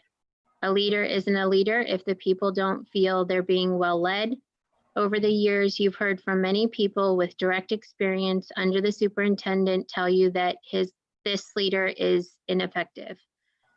Twice the Leaders Union has voted on a resolution declaring no confidence. In April 2018, the KEA president was quoted by King 5 saying, "There's a lack of confidence that the superintendent and chief human resources officer are going to be able to address the budget issue that has been happening for over 3 to 4 years now." That 2018 resolution was reaffirmed in spring 2019. In May 2018, the principals told you, the board, in a letter that they were feeling, quote, stymied by a lack of the leadership and support that we and our students need.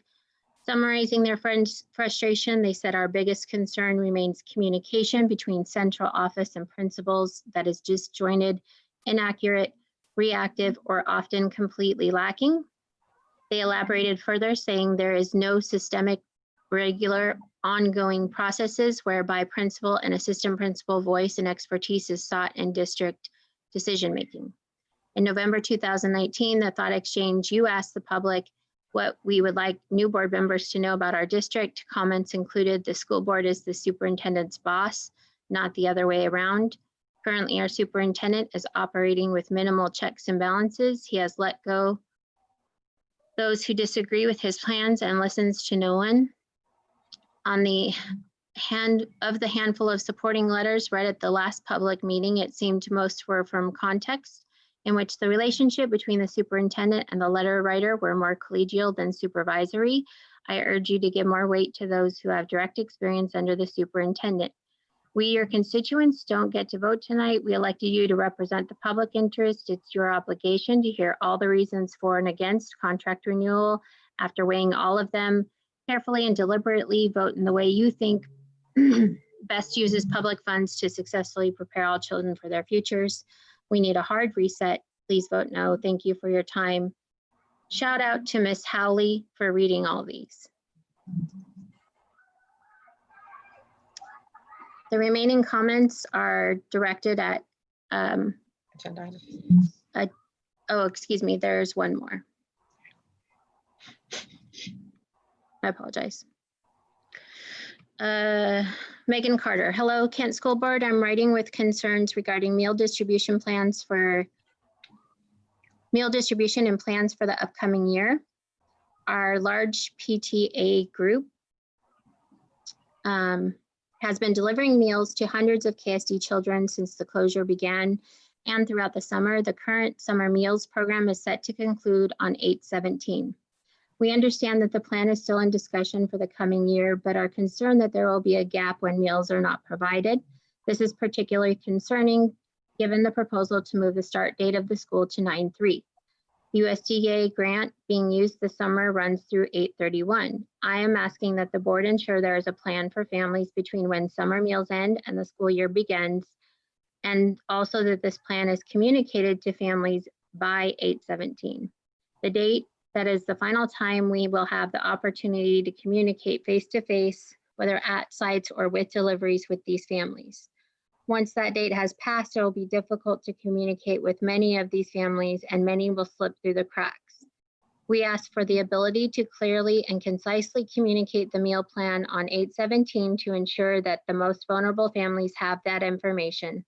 I also wanted to take a minute to thank Director of Nutrition Services and Nutrition Services. They have supported our group and made it possible for us to deliver to families in need who could not access the meal sites. She is incredibly responsive and always takes the time to find solutions for families. We are so grateful for their partnership throughout this challenging time. And the final general comment is from Jill Reyes. Dear KSD school board members, please strongly consider a delay to the start of school to adequately prepare teachers, administration, and staff on the proposed learning management systems. I have been working on a distance learning committee at Northwood Middle School since last spring.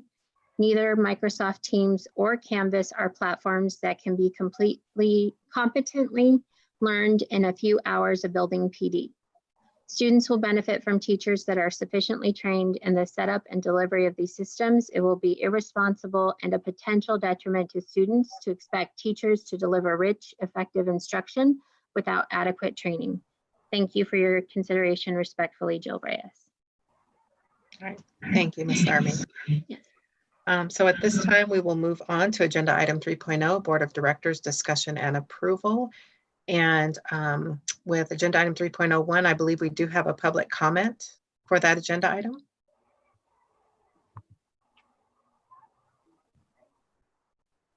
Just one, yes. Okay. And that is from Stephanie Renshaw. While I understand the need to have learning platforms that are the same for all, I do not believe that using Canvas in elementary school is a fiscally prudent move for many reasons. First reason is the district will need to purchase additional licenses for the elementary schools. Then the district will need to spend money and time training teachers how to use this new platform. Time and money will have to be spent by the IT department and teaching and learning to put into place all the required information for each user and plan the training for teachers. This spring, staff and parents had to quickly adapt to online teaching and learning. What we did that using Teams or Zoom to conduct our classes. Many of us were able to take advantage of the professional development opportunities to become better at using Teams. The district already pays for Office 365 and Teams is part of this. Teachers are at least somewhat familiar and would benefit from more classes to be better. Please don't spend money on yet another platform. We can use what we already have. Spend money on creating and teaching teachers how to use what we have better. Require teachers to use Teams. The more they use, the better and more comfortable they become. Don't waste what we learned this spring. End of comment. Thank you, Ms. Larmy. So I will call for a motion to approve agenda item 3.01, resolution number 1594, the district reopening plan. I make a motion that we approve 3.01, resolution number 1594, district reopening plan. Second. Okay, lots of seconds. Okay. All right, discussion. I'm going to re-ask my questions from the work session as we ran out of time, if I may. So my concern and my question was regarding the CEP and feeding students. And my second question is, how are we reaching out to the students? How does this plan reach out to the students that we didn't make contact with last school year? And how many students do we have right now? Because I know I've heard anecdotally that we've had a lot of students leave the district. Dr. Harmon, if you're, thank you. Good evening, President Hamada, members of the board, Dr. Watts, Ms. Holly, Director Bettinger. To speak to your question, I'll do CEP first, and then I'll talk a little bit about enrollment. And so your question about CEP, while we could spend quite a bit of time discussing this, really relates to some actions that took place in the spring at the state level, while most of us were kind of paying attention to a pandemic. Typical business was happening in the legislature, and House Bill 2660 was passed and signed into law around, I think, the 2nd or 3rd of April by the governor. And that actually is a community eligibility provision law. And what it states is that starting in the 2021-2022 school year, that's a lot of numbers, all schools that serve 8th grade students or lower and have a 62.5% free and reduced lunch rate or higher will have to participate in community eligibility provision. That is not a choice.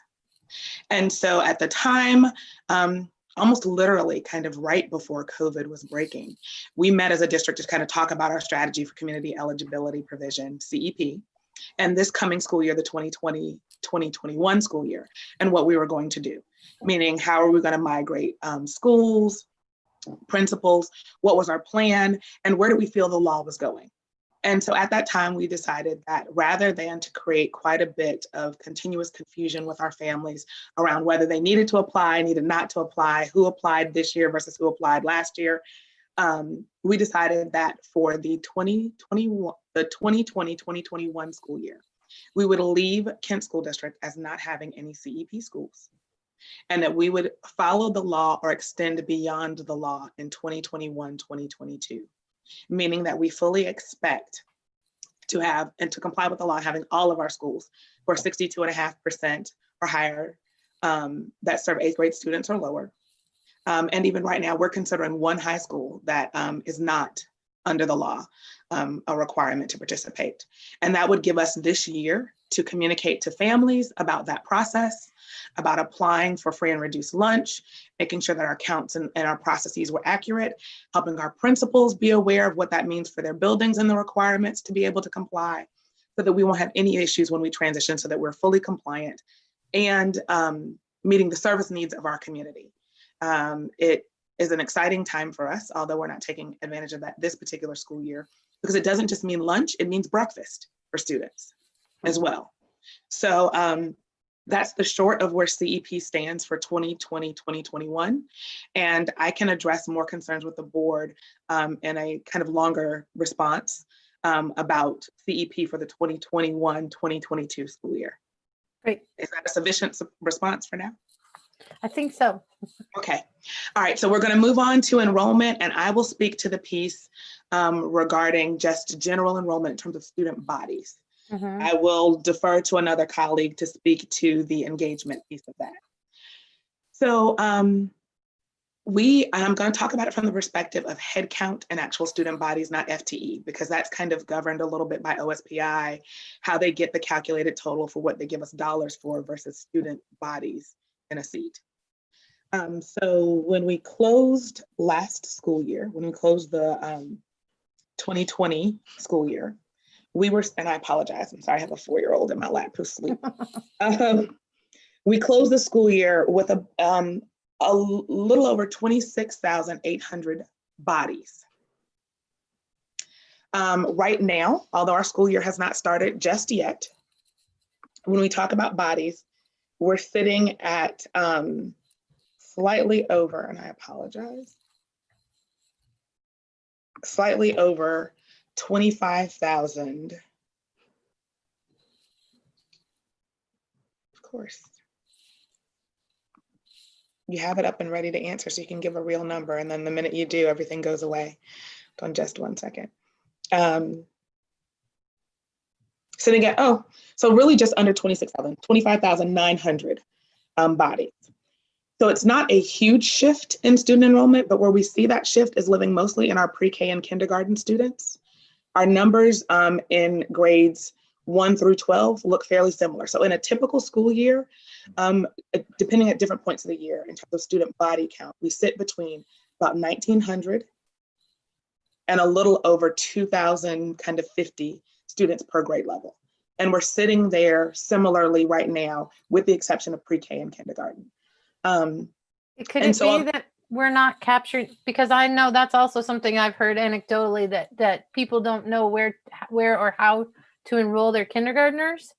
So could that be an outreach issue? It's possible. I'll let colleagues who deal with the enrollment process speak to that piece of it. We can address that.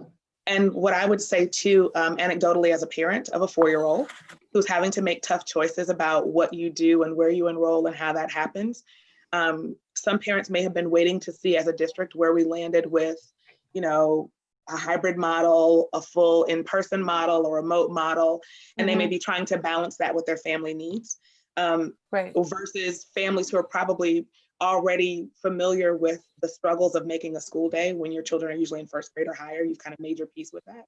So I could see that as being possibly it, but now I'll defer to possibly Randy Heath, Executive Director.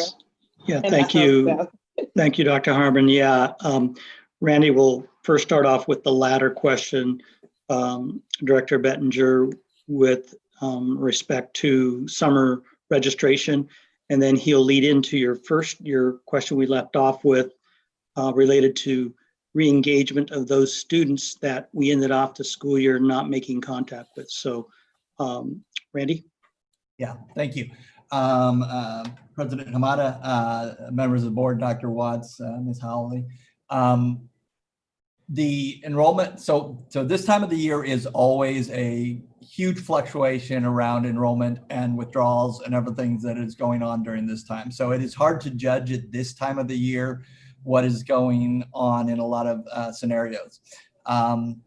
We have reached out, so elementary and middle school DPs and registrars don't work during the summer. We run a summer enrollment process where people have been processing applications all summer long.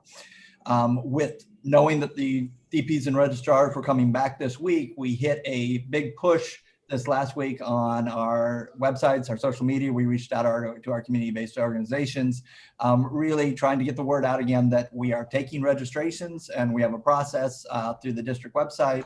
And I'll tell you, the person that looks at that email thing that comes in Monday morning found 250 over 250 enrollments that were sitting there waiting to start to get processed by the DPs and registrars in the buildings. So I think the steps we are taking to try to get the word out, people are now understanding. We've put signs out on all of the buildings, schools, because a lot of times people walk to the schools to try to determine, what to do.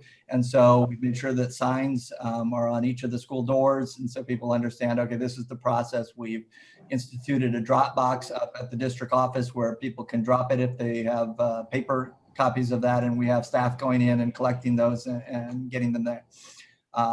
This is also the time where we will start processing withdrawals. When people move to another part of another district or another part of the country, then what we start getting is records requests from schools from around wherever they've landed. And so that is a signal to us that they've moved and that we need to unenroll them from the school. And so once again, the staff that came back this week have started that process of doing that. And so I think the numbers will starting to become clearer and clearer as we move forward. Also, we're processing those applications for homeschool and for ones that are applying to go to online pieces. We're working with the DARTS team to try to come up with a system to easily monitor that on a regular basis so that we can have a better understanding of that.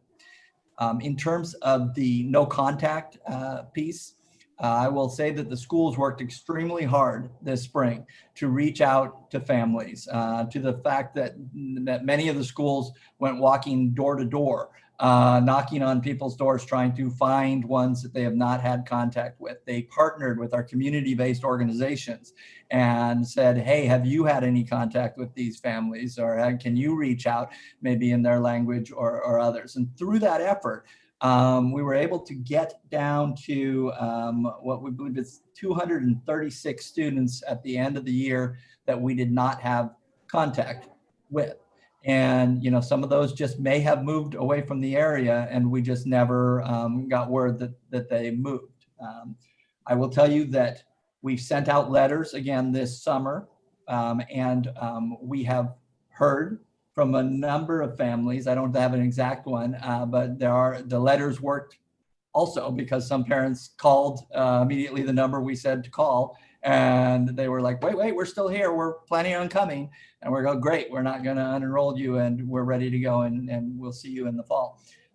There were 47 students also over at iGrad that we were not able to make contact with. And I know the staff of iGrad continually has the staff that reaches out and tries to find kids and bring them back into it. So I'm confident Carol and her team are already working to try to re-engage those students here for the fall.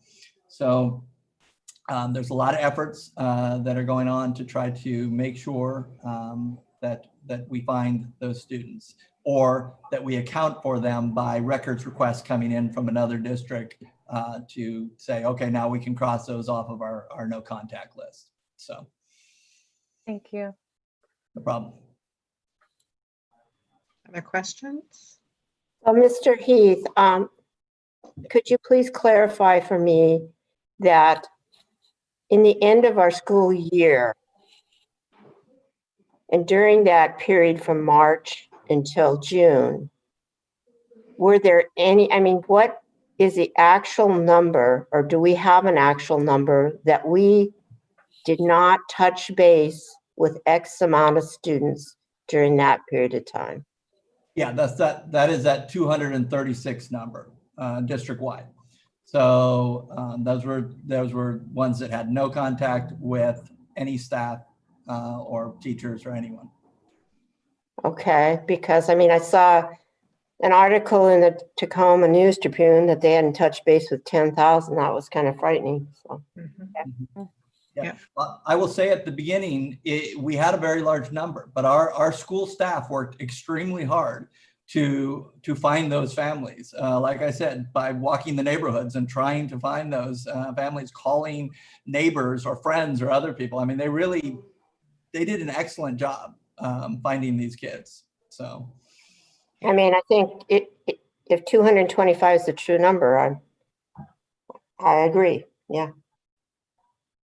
Very good. Thank you. Any other discussion? Oh, someone else go. I had just a one-time, I'm ready to vote for the resolution, but in the 1, 2, 3, 4, 5, 6, 7, in the 8th paragraph, I'm wondering if you would accept a friendly amendment or addendum, or whatever you want to call it, to include board directors in the further resolve that the board we direct the superintendent to continue convening a task force comprised of students, family members, educators, and other school district and community members to monitor. I like to see board presence on that committee. Can we accept, Mr. Leonard, a friendly amendment to that or an addendum to that? You already have a motion pending, but certainly, and so at this point, if the person that made the motion wishes to amend, that can be possible, but you can't amend it by yourself. So I guess the question becomes, is that an amendment that the board wishes to consider? You can certainly discuss that right now, and there could be an amendment made, or the individual that made the motion can amend. My next comment was going to be some consideration to language too. It's pretty boilerplate from WASDA, pretty word for word, but there were 3 paragraphs added. And, you know, we did a resolution in the spring, you know, regarding the policies, and it provided, I thought, some language that gave the board some oversight and governance. And I'm, you know, in the WASDA language and in the additional language, I don't see that oversight and governance piece I would like to see. And also, I'm somewhat uncomfortable with the plan as is in regards to our inclusive education students. So that's, you know, that's the concerns I have. Is I have concerns with the language in the resolution that was added, and don't know who wrote it or how it was added, and really, and also the plan itself. I have some concerns regarding our inclusive education students. So I appreciate that, Director Bettinger, and any other comments that have been made. I would like to just take a personal point of privilege that I did respond to 2 board directors, specifically a request to be a part of the task force during the planning sessions and the months of this work, that staff and community members, as well as employee labor partners, employee groups were a part of. The rationale that I shared was that because the board as a collective is responsible for approving the plan, it was not advisable for board members, board directors to be directly involved in the operational aspects of the plan and the delivery or the process.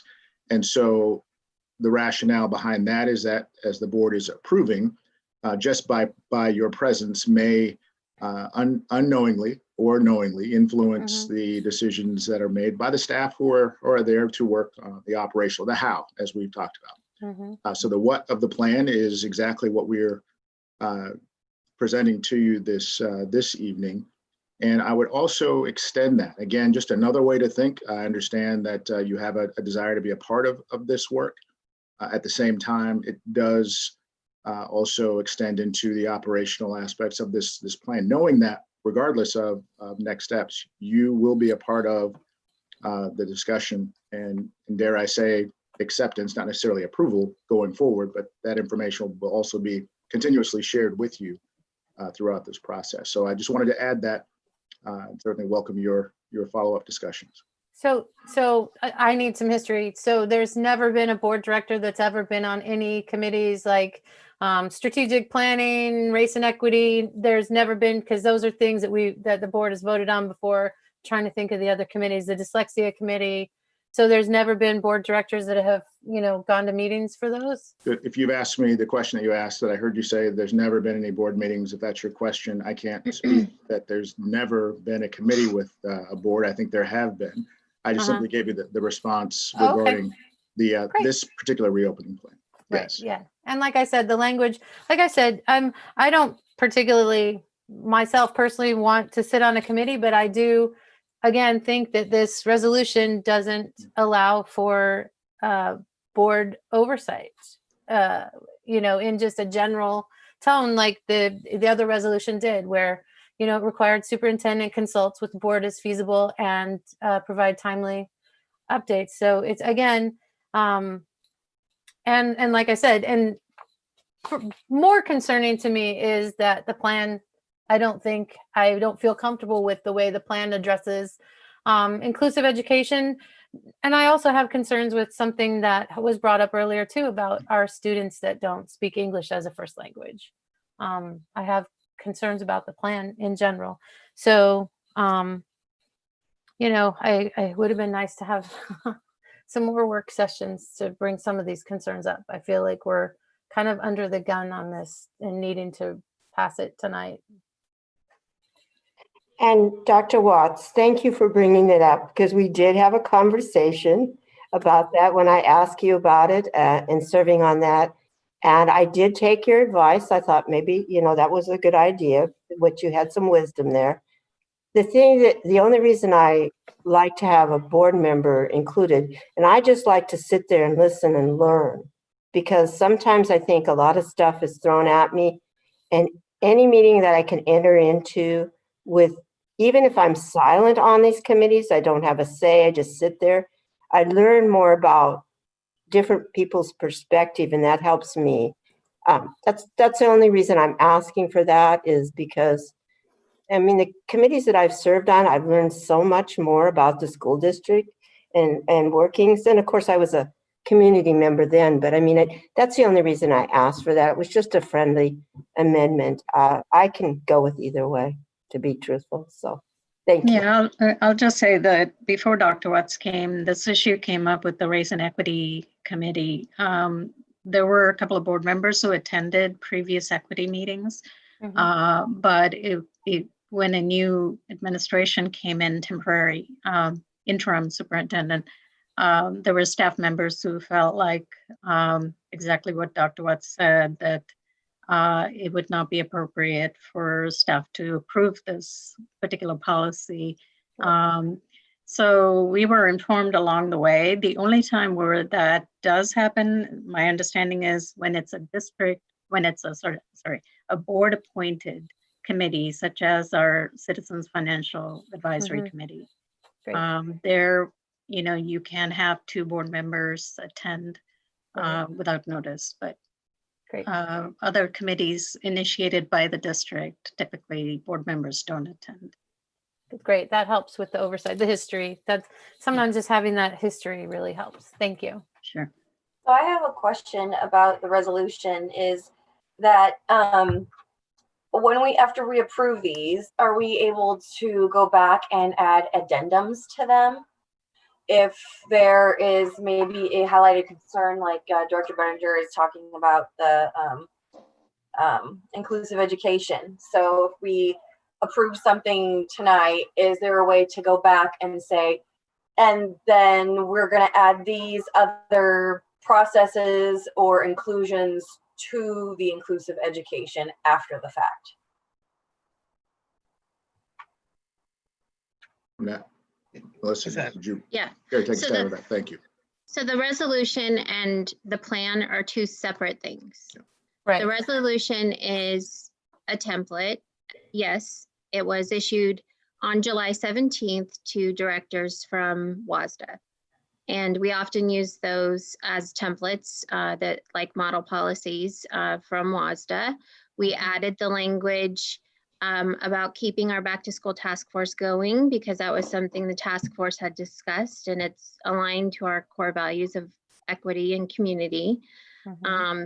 And as far as addressing inclusive education and supporting our English learners, those are things that are addressed in our plans, in the full plans, as well as the summary plan that need to be revised and fleshed out. And the plan states that it will continue to be revised throughout this. As you see in the OSPI report, the template that has to be submitted, that is what they are looking for, knowing full and well that our plans will continue to be updated and modified. So OSPI is specific in what they're looking for, and we attend bi-weekly statewide meetings with OSPI. So yes, we can modify our plans as needed to support students. That does not require board-approved plans to be submitted to the board. What is required is an approval from the plan resolution 2 weeks prior to the first day of school. Is that helpful? Thank you. All right. And I'm perfectly willing to remove my thought on an addendum. I'll just go with it as is, unless anybody else has some input on that. And I have one question that's kind of related to this, but not related to it, but I want to ask it here is, OSPI, do they encourage school districts to just have one platform that they use in their everyday communications with their students? Is that kind of something that's mandatory or suggested? I need to understand that. Yes, it is encouraged in the guidance that one platform is chosen where we have, do not necessarily agree with OSPI is they define Microsoft Teams as a learning management software. And while Microsoft Teams continues to evolve, when we first began using Microsoft Teams, it did not have all the features that it has today. But we've had Microsoft Teams and Canvas in our district. And so we have both Microsoft Teams and Canvas are on the OSPI template as choices for your software as a learning software. Can you define to me in that particular incident, encouraged means they think it's the best practices, and we can still have some say in what we do? Is that what you're saying when that word is used there? Yeah. Please. Okay. I think President Hamada and what Melissa did share is in line with what Superintendent Reichdahl has said consistently, that each school district, 295, have local control, including with our school boards, with operational aspects from superintendent colleagues and leadership teams at central admin and school-based levels.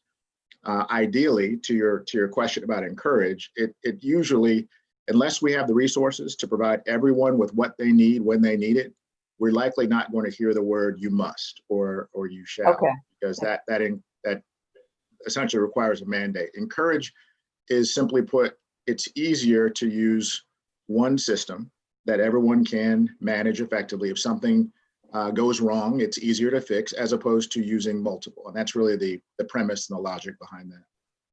Thank you very much for that clarification, Dr. Wells. Appreciate it. Okay, any more discussion? Okay, it's been moved and seconded to approve agenda item 3.01. All those in favor, please say aye and raise your right hand. Aye. Aye. All those opposed, please say no. Right? No, and raise your right hand. No. Okay, is there any abstention? All right, motion carries. On to agenda item 3.02, and I believe we do have a public comment speaking to that agenda item. Yes, thank you, Director Daniels. We do, Vice President Daniels, we do have several comments.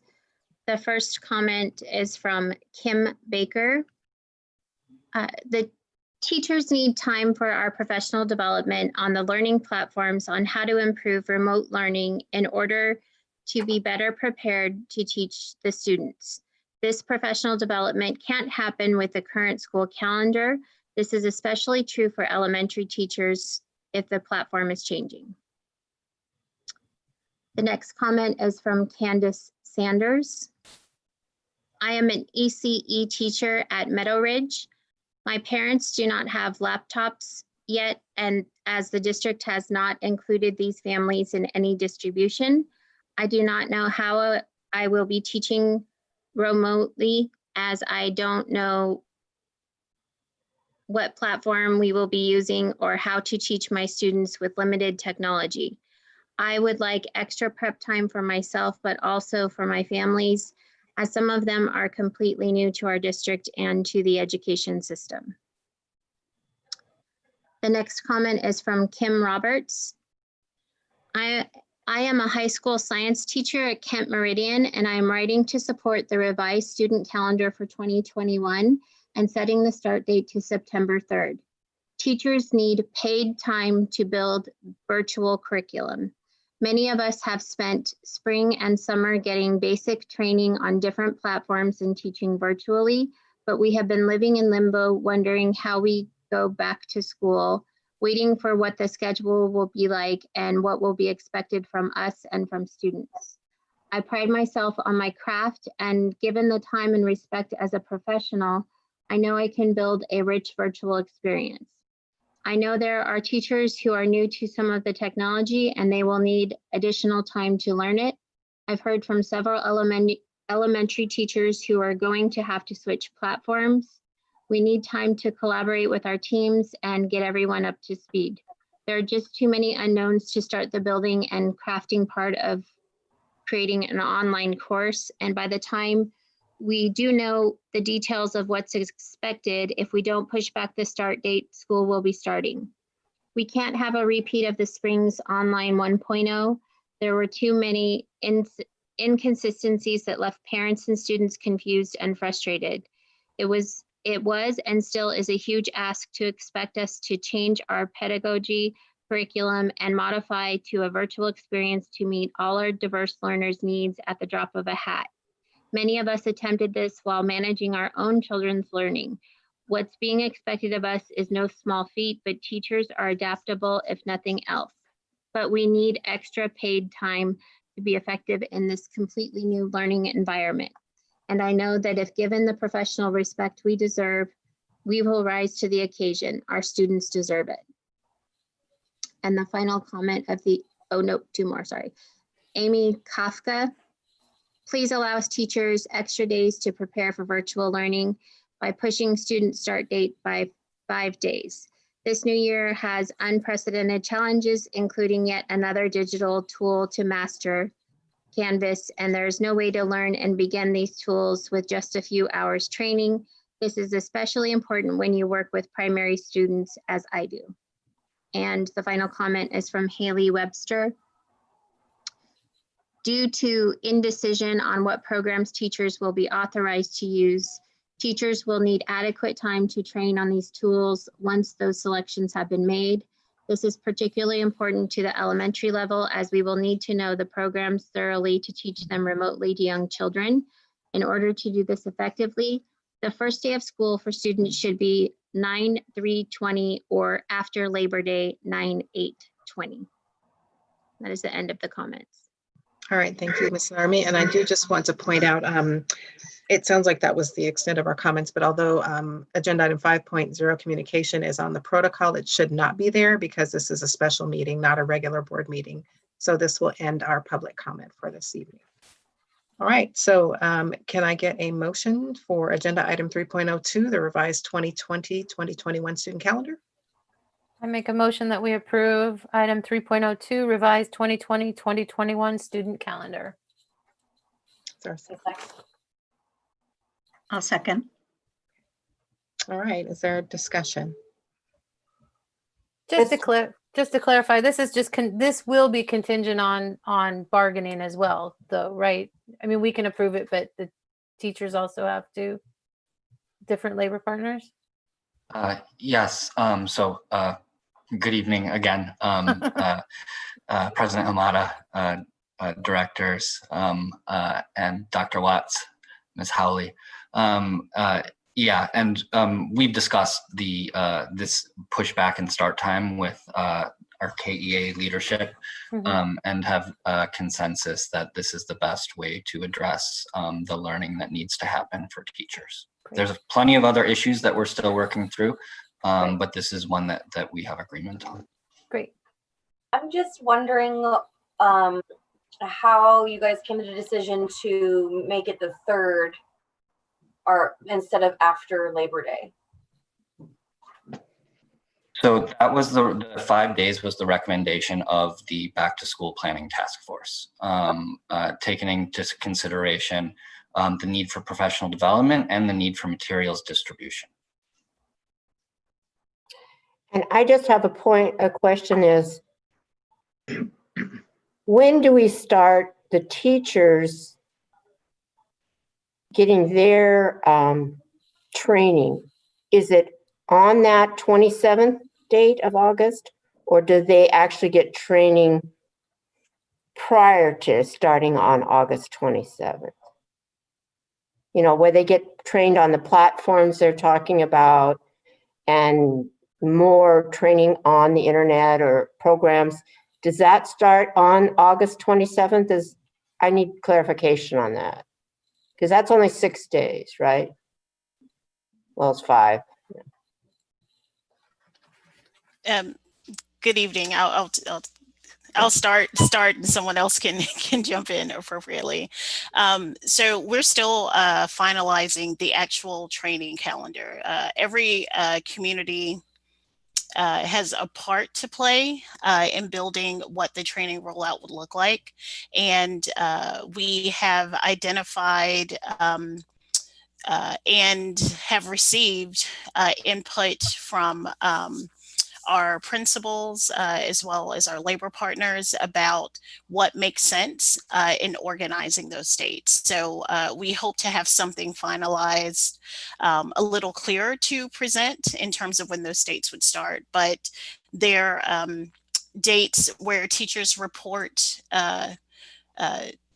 to work that are kind of woven into our current calendar, and 2 of those days are dedicated principal directed days, and one of those days is a teacher floating day, and then we've tacked on the additional 5 days to help us prepare for reopening. And Tim, I don't know if you have something.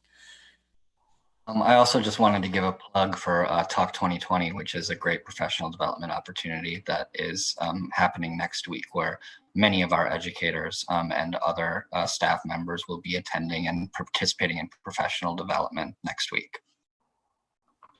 Well, because I haven't been in, my career hasn't been in the educational realm, I'm hearing a total of maybe 7 more days, possibly for whatever thing would be the top amount of training. Is that an adequate amount to expect from teachers, principals, or whoever else has to have more training, that they're well prepared to go into the season?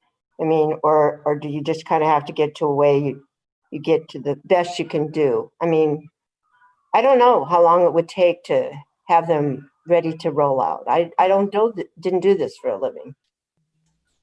So if you think about, something Dr. Watts says often, and Marcia Tate would say about how long it takes and how much exposure it takes for someone to master a new skill is like 7 times, 7 different ways.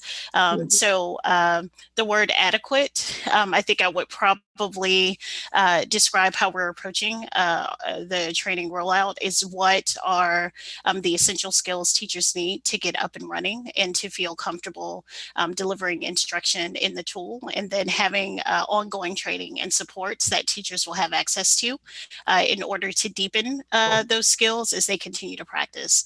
One of the things that the teaching and learning team has worked on is really building out a couple of weeks of lessons in Canvas. So as our teachers are learning and getting more comfortable in the new platform, they'll have some lessons kind of pre-populated for them to work with. So they're not necessarily having to build and teach at the same time. They have time to practice in the system and get a feel for how their students will interact and what some of the functionality is with the new skills that they've learned. So we have some entry level training. Our training will be differentiated for users that are more advanced in using Canvas, and for folks who are brand new in the platform and are new to the system. So we have I think a relatively robust schedule and or offering catalog.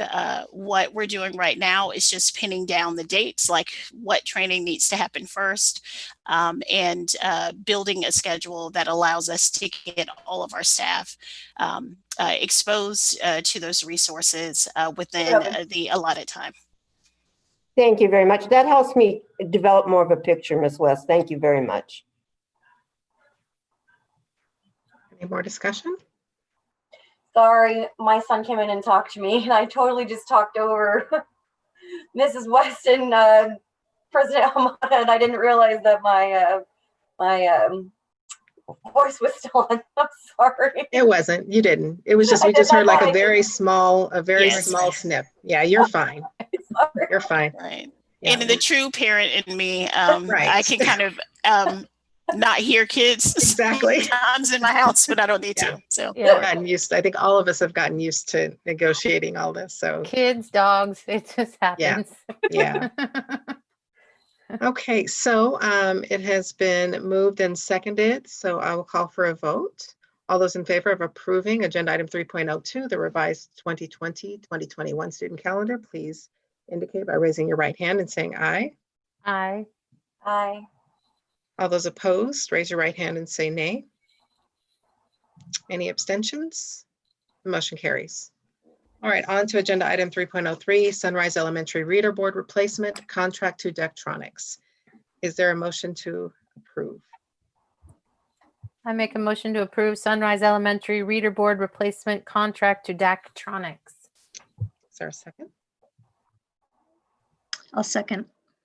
All right, it has been moved and seconded. Is there discussion? Looks pretty straightforward. They raised funds for this. Yes. Yes, they are using building funds, correct? Yeah. All right. There's no more discussion. I'll call for a vote. All those in favor of approval of agenda item 3.03, Sunrise Elementary Reader Board Replacement Contract to Daktronics, please indicate by raising your right hand and saying aye. Aye. Aye. All those opposed, raise your right hand and say nay. President Hamada, your video is off, so I'm not sure whether you're voting or not. It's on mute, so. I know, but I'm saying she can hear me. Yeah. Walk away for a minute. Okay, we were just voting. Are you going to vote? I'm in favor. Okay. Can you just get a visual really quickly for the video, please? Oh, I have to be visual? Okay. Oh my gosh. Start video. There we go. All right. Aye. Okay. Sorry. All right. Thank you. Those opposed say no. Okay. Are there any abstentions? All right. The motion carries. Thank you. On to agenda item 3.04, Inclusive Education Staffing Contract, KNT Marketing Change Order Number 1. Is there a motion to approve this item? I make a motion that we approve 3.04 inclusive education staffing contract K&T marketing change order number 1. Is there a second?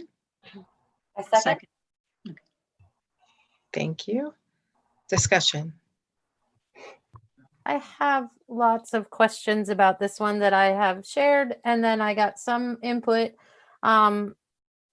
So I'm trying to understand, is this a position that we have been unable to fill? Is this a temporary position? Is this a, as an independent contractor, there's specific laws around it, and I don't know. I'm trying to understand. This has come up on board meetings that I've watched before, and I'm trying to understand how school districts do this and what the laws are, because I'm not familiar. So I just, I think I'd be remiss in my oversight if I didn't ask the questions. Hi, this is Spencer Pan, and good evening, President Hamada, members of the board, Dr. Watts, Ms. Howley. And Director Bettinger, I know you had asked some of these questions. I will defer some of them to, I think, Tim Reynolds, if he can assist on some of the legal components of that. To the first question around, are they for positions that are unfilled? In this case, yes. This is a position that we continue to advertise for and had difficulty historically filling with a direct district hire. So why doesn't this person is there a reason that this person hasn't applied for the job, I guess?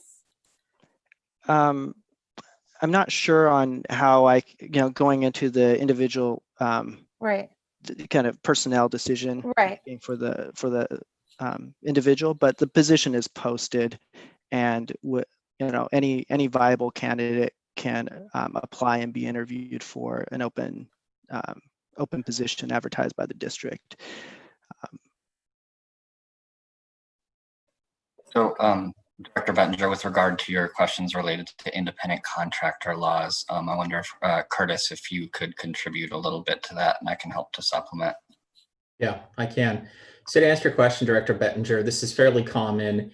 They're hired pursuant to a contract through a staffing agency. And as such, they're a contractor. Now, certainly if they were hired directly through us, they'd be considered an employee. But because they're on a contract through a consultant, through a search company, they have contracts that prevent us in most cases from hiring them directly without invoking a provision of the contract that would require us to pay out. So they are considered a consultant because that's how the contract that we hire them through a staffing agency provides for. And it's fairly common. I would tell you, if we could find these folks direct hire, we would, but unfortunately we've had to use, or to our benefit as well, because we need these positions filled, we've had to use consulting agencies and staffing agencies in order to fill them. But the person providing the services is also the owner of this K&T marketing, correct? Director Bettinger, I have not done the research. This was brought to my attention about an hour before the board meeting, so I don't know the particulars about that. I was speaking more generally about staffing contracts and agencies generally, and it is, in my experience in doing this with many, many districts, fairly common. If you have specific questions about the contract in particular, I'd have to do a little bit more research and come back to you. Yeah, because this person, the K&T marketing, is the person providing the services. I believe it's a sole source proprietor, and they're providing the services. So they own the agency and they provide the services. So that's where my question really lies, is how that works in school district. Like I don't know in school districts or employment law around that. So it's So I apologize, Director Bettinger. I didn't no, that's fine. And so, I saw the comments related to this and the questions related to this. I believe yesterday was when some of those more specific came in, and I just haven't had the opportunity to do research or do a deep dive into this because of other obligations during the workday today.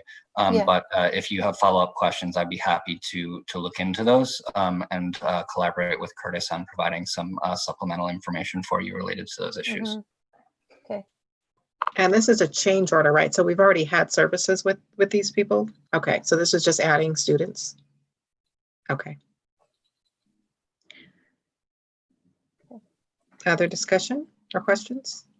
Dr. Bettinger, I will add one thing just as I'm looking at this and getting more familiar with maybe some of the facts here.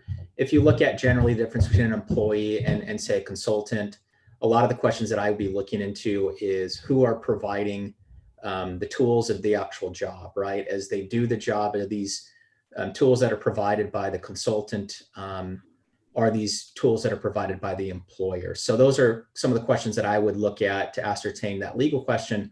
Are they a consultant hired pursuant to a contract, or are they actually an employee? And some of those pieces we could certainly look into, and I get that information to you if I look into it. Yeah, it's just, I have, it being from the Pacific Northwest, they had, we had Microsoft with the permatemps and they lost a significant lawsuit. So again, providing oversight, I just want to make sure that we're preventing any potential litigation. And I also want to make sure that the students are getting their services. So that this one just raised some alarm bells, like I said, because it seems to be a sole source proprietor who's providing these services, and also hours and stuff too. If you are specifying hours worked, then sometimes that doesn't qualify as an independent contractor either. So, okay, thank you. Any more discussion?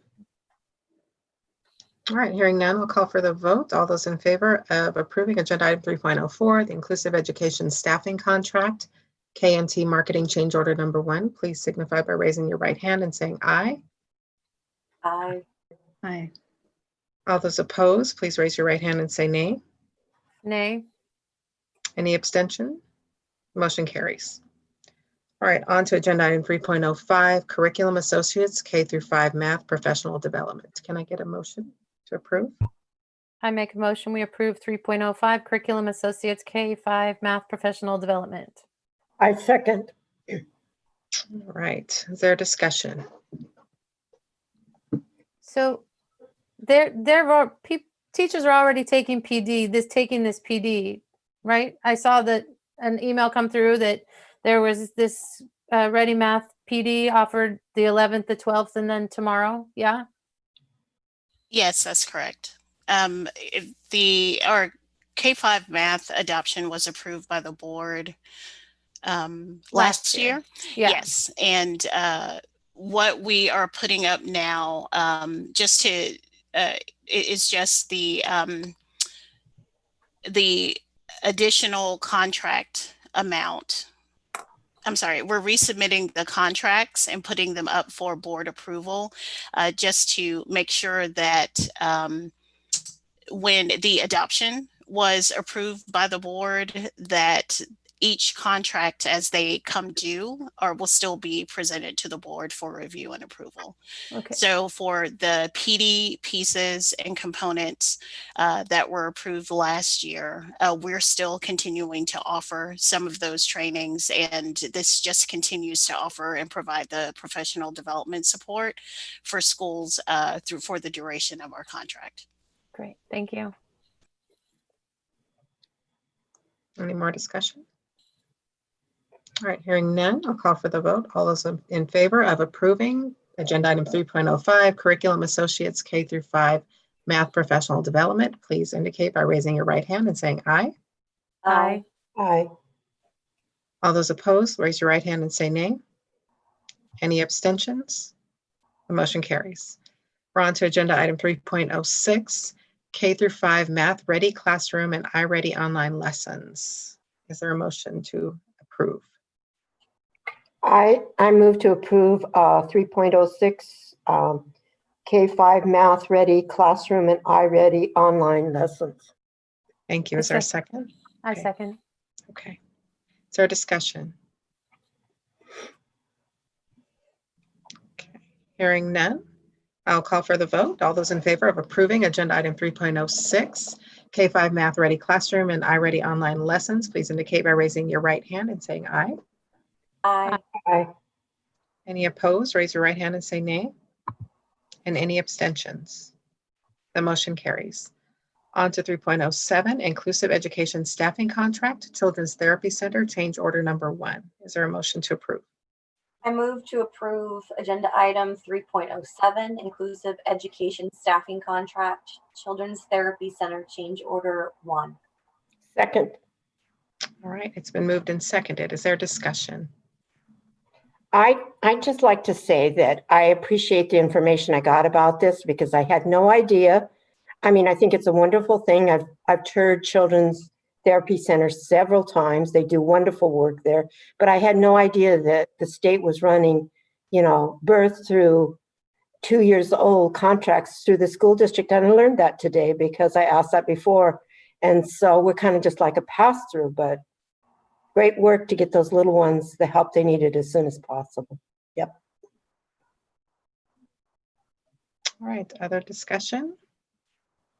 Okay, hearing none, I'll call for the vote. All those in favor of approving agenda item 3.07, inclusive education staffing contract, Children's Therapy Center, change order number 1, please indicate by raising your right hand and saying aye. Aye. Aye. All those opposed, raise your right hand and say nay. Any abstentions? The motion carries. Agenda item 3.08, microcomputer systems, laptop repairs, amendment to the purchase order. Is there a motion to approve? I make a motion to approve microcomputer systems, micro K-12 laptop repairs amendment to purchase order. Second. Okay, is there a discussion?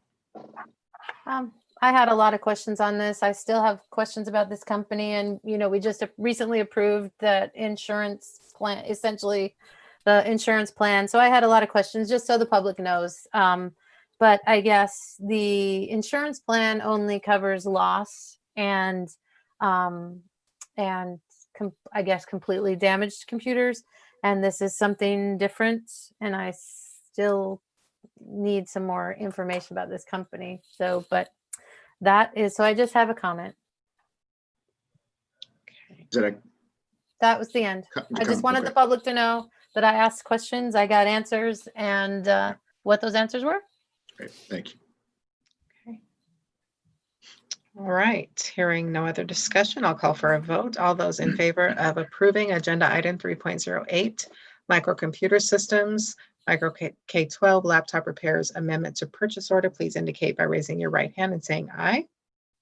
Aye. Aye. Aye. Okay. All those opposed, raise your right hand and say nay. Nay. Any abstention? The motion carries. We're on to the consent agenda. Agenda item 4.0.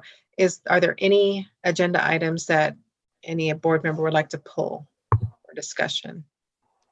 I would like to pull item 4.04, utilities billing for 2021. Okay. All right. So I would ask for a motion to approve consent agenda item number 4, the consent agenda minus agenda item number 4.04. Is there a motion? I make a motion to approve the consent agenda minus item 4.04. I second. All right. Is there any discussion? All those in favor, please indicate by raising your right hand and saying aye. Aye. Aye. All those opposed, raise your right hand and say no. Any abstentions? The motion carries. All right, discussion for agenda item 4.04. Do we have to make a motion first, or do we do discussion? Oh, we do have to make a motion first. I make a motion, we approve item 4.04, utilities billing for 2021. I second. Okay, sorry. The questions I had is it's like an increase of over $1 million for our utilities, and just again, it's a lot of money that could be going to classrooms or PD or anything like that, and we're essentially not going to be in buildings for a while. So I guess my question is still somewhat unanswered. I know I appreciate whoever wrote the answer to that question, but I still don't quite understand the $1 million increase. Is this typical? Thank you, Director Bencher. I call upon Assistant Director Gordon Cook, who can further clarify what we sent to you in the written responses. Gordon? Good evening, President Amata, members of the board, Dr. Watts, Ms. Howley. Yes, Director Bettinger, some of this is just a normal increase in rates. And we've just budgeted this based on what we've used in the past. There's no way right now to tell what we're going to use or not use. One of the biggest contributors you see there is the public service, the garbage increase from 433 to 700,000. That's because they can no longer sell our recycling to a third party. So we have to absorb that cost. And you do see a reduction with Covington Water, and that has to do with usage and sites and cost savings that they pass on to us. So our plan is to see how the first 2 months go and see what our savings are going to be that we'll actually realize.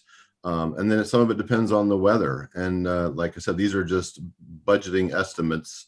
We wanted to encumber these funds initially so that when we're looking at the overall budget, we know that those funds are already accounted for and may need to be used. If we have a really cold winter, these costs will be higher. If we have a mild winter, they'll be lower. And then it depends on the building and the amount of staff we have back in the building. Some of our older buildings, we can't just run 1 or 2 rooms. We have to run a whole boiler and pump system, which really doesn't save a lot of money, whether you have 10 people in the building or 1,000. It's a single kind of system. We realize more savings with our more modern buildings and our more modern equipment. Thank you, Gordon. You're welcome. Thank you. All right, any other discussion? Okay, hearing none, it's been moved and seconded to approve agenda item 4.04, the utilities billing for 2020-21. I'll call for a vote. All those in favor of approving this agenda item, please indicate by raising your right hand and saying aye. Aye. All those opposed, please raise your right hand and say no. No. Any abstentions? Motion carries. All right, that concludes our special meeting for this evening. So at this, she voted no. Yeah. But it's still carried. Yeah. Did you have a question, Gordon? I think he may have his mic. Yeah, he was probably talking offline. That's fine. Okay. Yeah. All right. Thank you. All right, that concludes our meeting for this evening. Thank you so much to everyone that have joined us, and please have a wonderful evening. We're adjourned at 8:32 p.m. Thank you. Good night, everyone. All right, have a good night. Night. Good night.